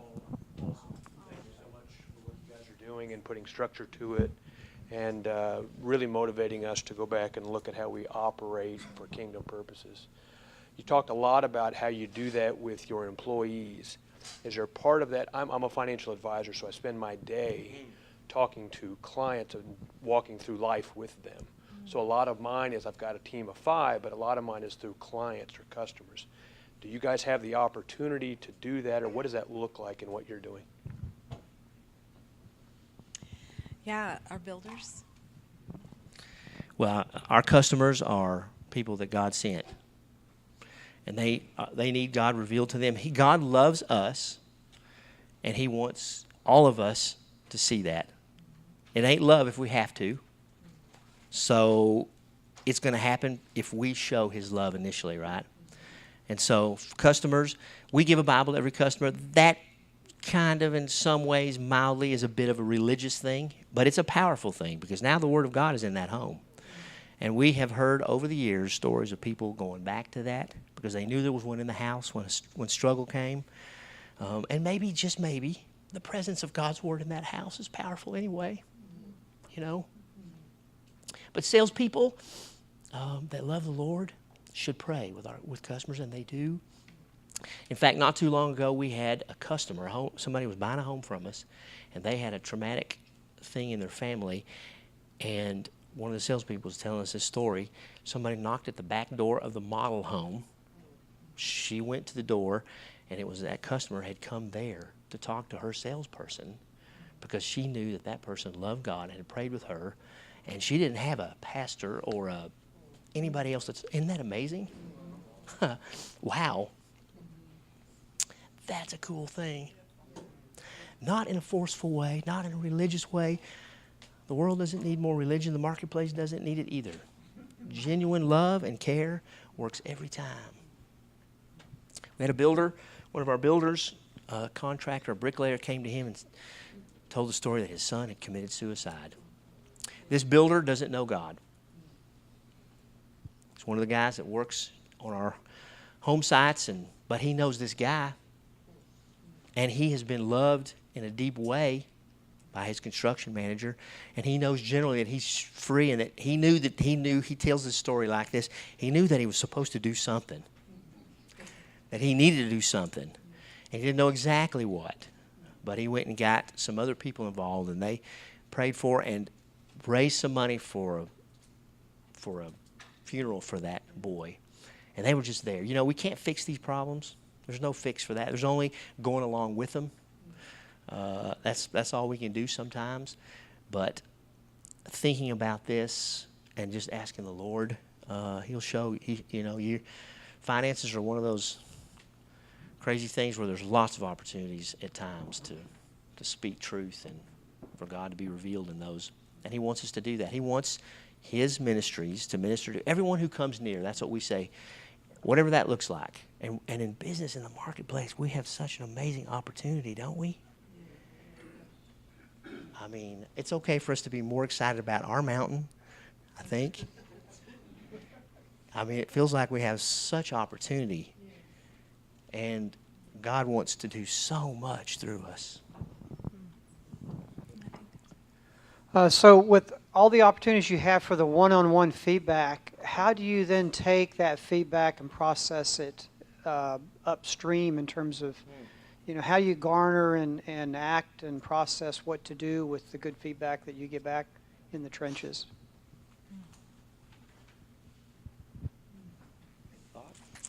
I don't know if you've ever heard of a Waggle report, but it's actually a survey, an anonymous survey that we do for our employees, and we send that out to them to get feedback as well. And that's helpful to us. That manager, if it's an issue that that manager isn't sure how to deal with, that manager can either take those issues with that employee to other managers or to the leader that they meet with one-on-one. And so there can be that wise counsel for them. And, so many times we will have employees who are struggling with their work performance. And through those one-on-ones, we discover, recently we had one of our managers really struggling in his performance. And during the one-on-one, he expressed that his marriage was falling apart. And they were really struggling in that. And so that manager went to one of the Connections coordinators and said, do we have a pool of resources that might be available to him? Are there some marriage counseling, some Christian marriage counseling? And in fact, we do have a list of Christian marriage counselors that we connect with, and the company paid for them to go to marriage counseling to get their marriage worked out. And that manager worked within that team to identify another role that he might be able to step into that was less stressful, that could really support him putting his energy into his marriage for a time and free him up in that. And so we transitioned his role in the company, and the company helped them get the marriage counseling that they needed. And they're doing great. They're still with us, and they're doing great. And that's the point of these one-on-ones. You can uncover things that they're struggling with that are impacting other areas of their life. And our job is just to come alongside them and support them however we can. However we can. Sometimes it's just our presence, right? Yeah. We had 2 employees this year who lost spouses to cancer. 2. I mean, that's pretty horrific. I mean, you can't, that manager that's leading those 2, that was a lady and a man. And their leader that was walking with them, wow, I mean, there's not much you can do. You would just be present with them. But we were, and we had probably 4 years ago, we had a husband and wife that worked for us, both of them, and they still do, and they had a son that committed suicide. And they just kind of balled up into themselves and didn't go back to church because they didn't want to have to explain over and over and over and over and over and over. And they just sort of went off in the desert for a while, but they allowed us in this environment to minister to them, and just walk with them, because there ain't no fix to that. One of our, and this is a fun thing that we do too. We have our excellence, our generosity, our unity, and our growth. We celebrate those things because the things that you celebrate in your company are the things that get repeated. And so one of our employees who was a professional baseball coach, first he was a professional baseball player, then he was a coach, now he's a home builder for us. Well, the lady who lost her husband has 3 young children, and her son has been playing baseball. And so that young man started mentoring and coaching her son. And so when we caught wind of that, we went to her, and Tiffany, with her videographer skills, caught a video of her talking about that and what that meant to her. And so we have family meetings, 4 of them a year, and he received the Impact Award at that meeting. And we showed the video of her saying what it meant to her for him to come in and walk alongside her son and fill that gap in her family. And when you're all working together and you understand that if you be who God created you to be, you can change the experience for everyone else in the company. And when you're invited to do that, and even we'll give you some work time to do that. If that's what you need, if you need to go support him in a game and that's during your work time, your team's going to cover your shift so you can go do that. That's freedom, and it's just a beautiful thing, and it's contagious. Once someone starts something like that and it starts rolling, and that's abundant life. That's abundant life. When you're walking next to somebody else and you are able to help their journey be a little bit lighter, then that's abundant life. And so if your environment and it, you encourage that, and that's that kingdom culture. You're not just looking out for your own needs. You're looking out for the needs of those around you. And you're saying, how can I step in and be a blessing?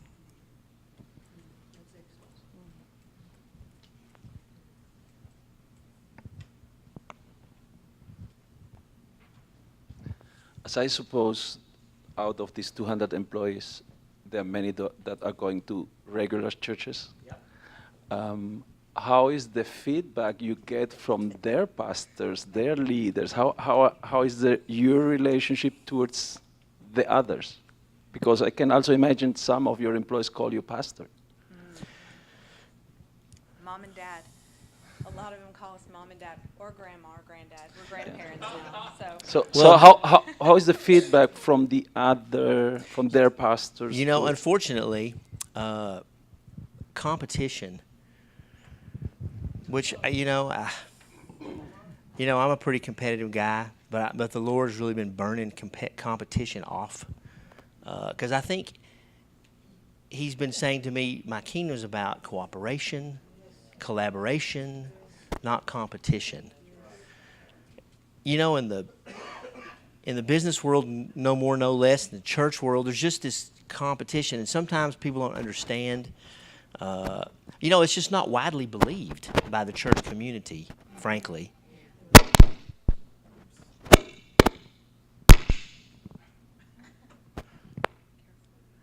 It's just not widely believed by the church community that this can or should happen in the marketplace. In Lubbock. Maybe not around the world, but that's been our experience in Lubbock. They don't quite know what to do with us. That's not to say there aren't kingdom leaders leading kingdom enterprises in the church too, but they just don't know how to do that very much. They haven't seen the vision yet. God just hasn't revealed that vision to them yet. We just got to love people. And that's what we try to do. A friend of ours always says, the kingdom is a family business. If it wasn't, then God would have chosen a different name than Father. And so we just have to love each other. And the fatherless, that's a big problem. I love what Darian was talking about, because that's a blight on the world, fatherless children. But they're not fatherless. There is a father, even if they don't have a physical father. So we just try to love people and not get caught up in that. I know for sure, as a business leader, trying to do something like this in the marketplace, I did need my pastor to empower me and to help me see this, and he just didn't know how to do that. The Lord was not satisfied with that, though, and sent pastors from all over the world. One of our precious spiritual fathers is from Poland, and God sent him along to say, this is what you're supposed to be doing. It's right, because this feels so strange. And 15 years ago, it really felt strange, and there was almost, we just didn't know whether. And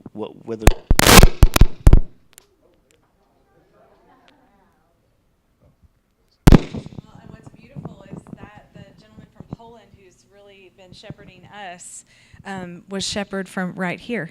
Yep. He saw the kingdom from right here. So in a way, you're looking at your fruit. Whoa. Yes. So thank you. Thank you. Yeah.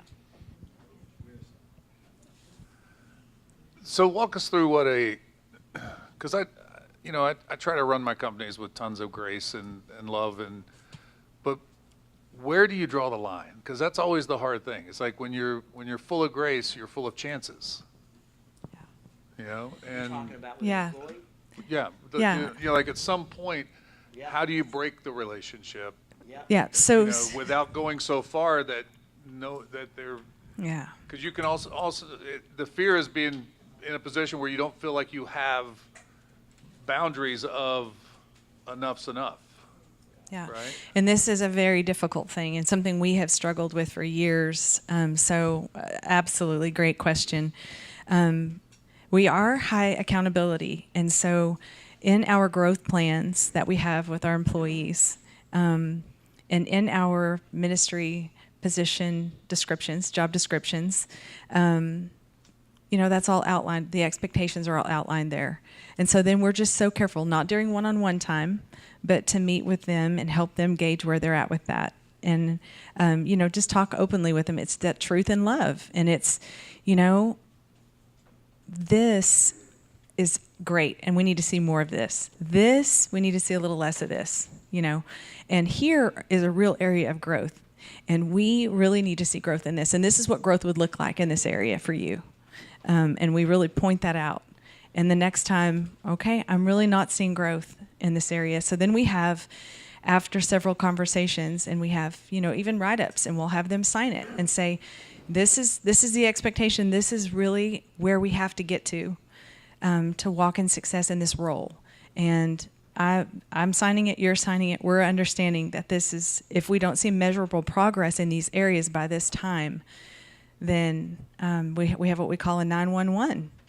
And that's this, and we say those words, this is the last time we're going to have this conversation. This is our 911.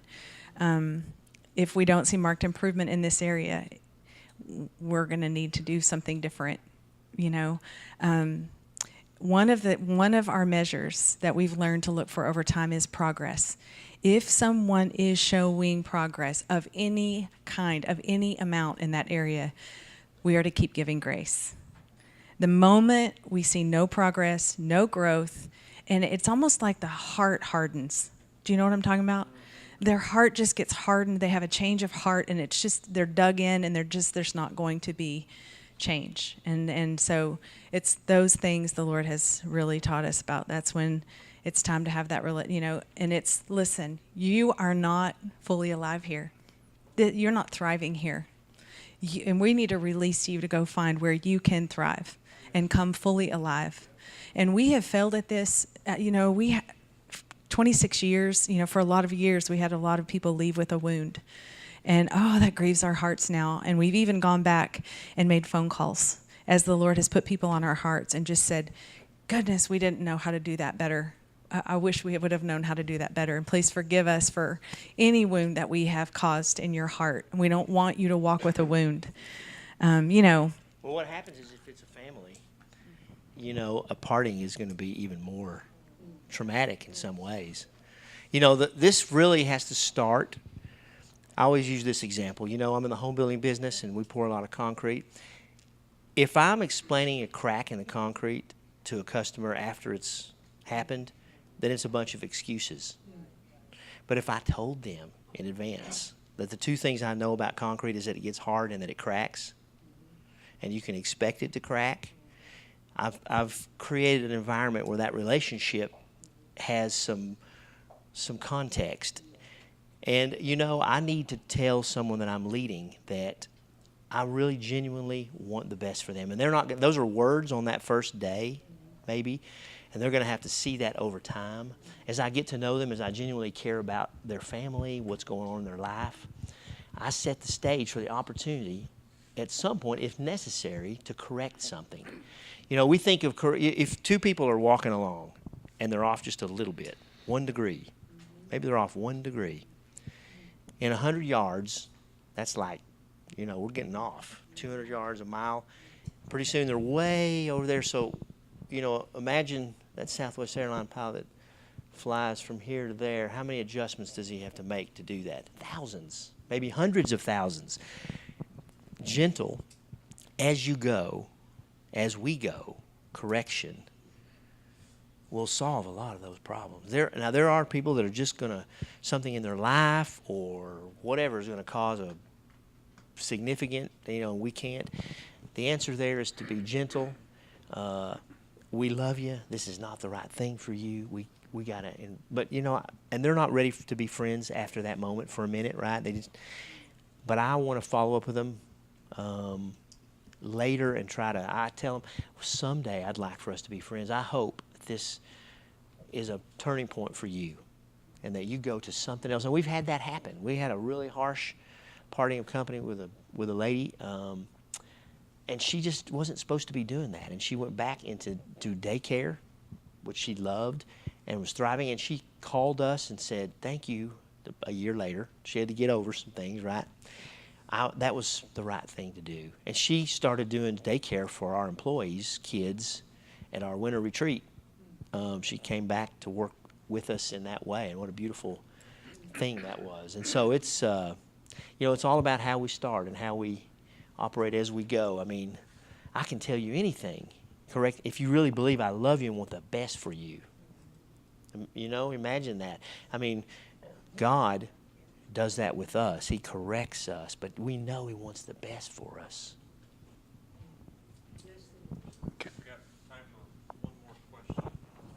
All right, my question has to do with these one-on-ones. I'm very curious about that because I know you mentioned that you have a group of, I guess, leaders that Yes. you work with, and then it sort of trickles down. Yes. So 2 things. Number 1, how did you go about getting everybody to truly buy into that, right, into those one-on-ones?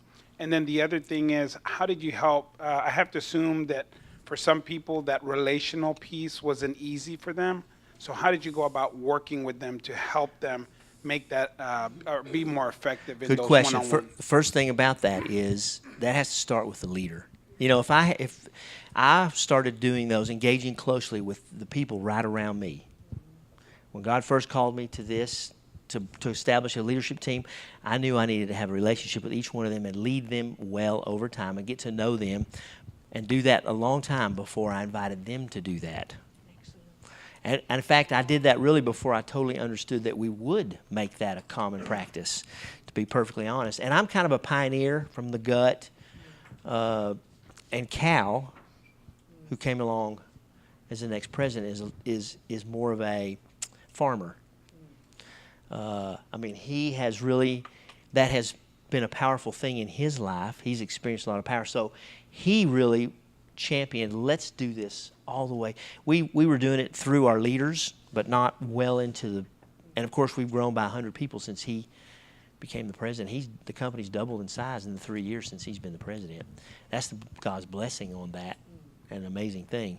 But he has done that, and he is an ultra high task-oriented guy.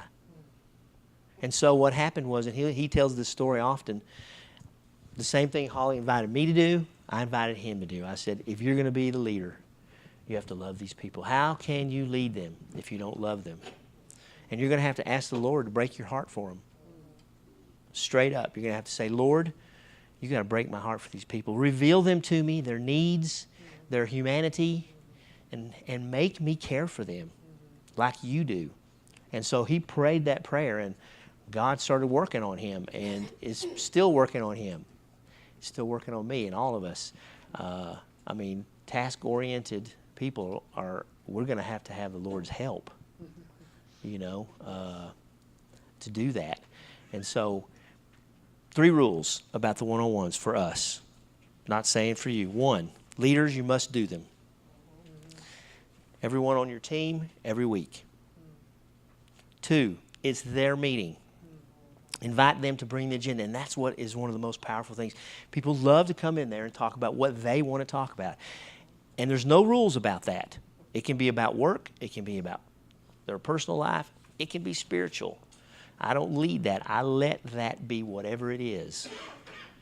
Now, out of John 17:6, I bring God's word. So if I'm praying for that person frequently, and I should be, and I want to, as Jesus did, I may get some words for him from God. And who doesn't want to hear some words from God for them? And so that's a way for God's Spirit to be part of that, even if they haven't invited that specifically. I'm going to be who I am. We got to be who we are. If we love the Lord and he reigns in our lives, then everyone around us should know that. They just don't have to believe that right now. This is what I believe. You don't have to believe that. I'd rather you felt that than I have to tell you that. But it is my job as a leader to tell the stories of God's giving us everything we needed. In 2008, half the home builders in America went broke. 50,000 of them. 50,000. We grew 30% through that time. And I know me and I know our team, and we just ain't that smart. Many of those companies were third-generation builders. Just tremendous strategy, tremendous. One of them was Choice Homes. Huge, brilliant, strategic company. Gone. So we believe that's God's favor. This is his enterprise, and he looks after it. And could I close with one scripture? Yeah, 3 things. What were the what were we talking about? One-on-ones, the first thing. Sorry. All right, sorry. And it's outside the camp. Yeah. See, the whirlwind. Outside the camp. God, Moses went over there, outside of the camp, it says in Exodus. Very specifically, it says he went outside the camp to meet with God, away from the stuff, all the whirlwind, the distractions. If we've got our phones ringing and dinging over there, leave your phone in your office and go give them your undivided attention. Do you know how powerful that is? You should do this with your kids. You should do this with your spouse. Right? So the 3 things again, right? Every leader, every week, every time. 2, it's their agenda. 3, outside of the camp. If it's a man and a woman, and it is, we have senior leaders that are ladies. God's kingdom, in the kingdom that we understand, women have equal opportunity to lead. We need them. They bring a precious thing that we don't have. I'm half the leader that God wants me to be without her beside me. So we have ladies that are leaders, and they're going to lead men, especially in the construction business. And so we have to be careful. We know the danger's there. So it has to be in a public place, but kind of away from the noise and hustle and bustle, but public. And we work hard to remember that we don't need to have any emotional problems. Just have to be careful about that, right?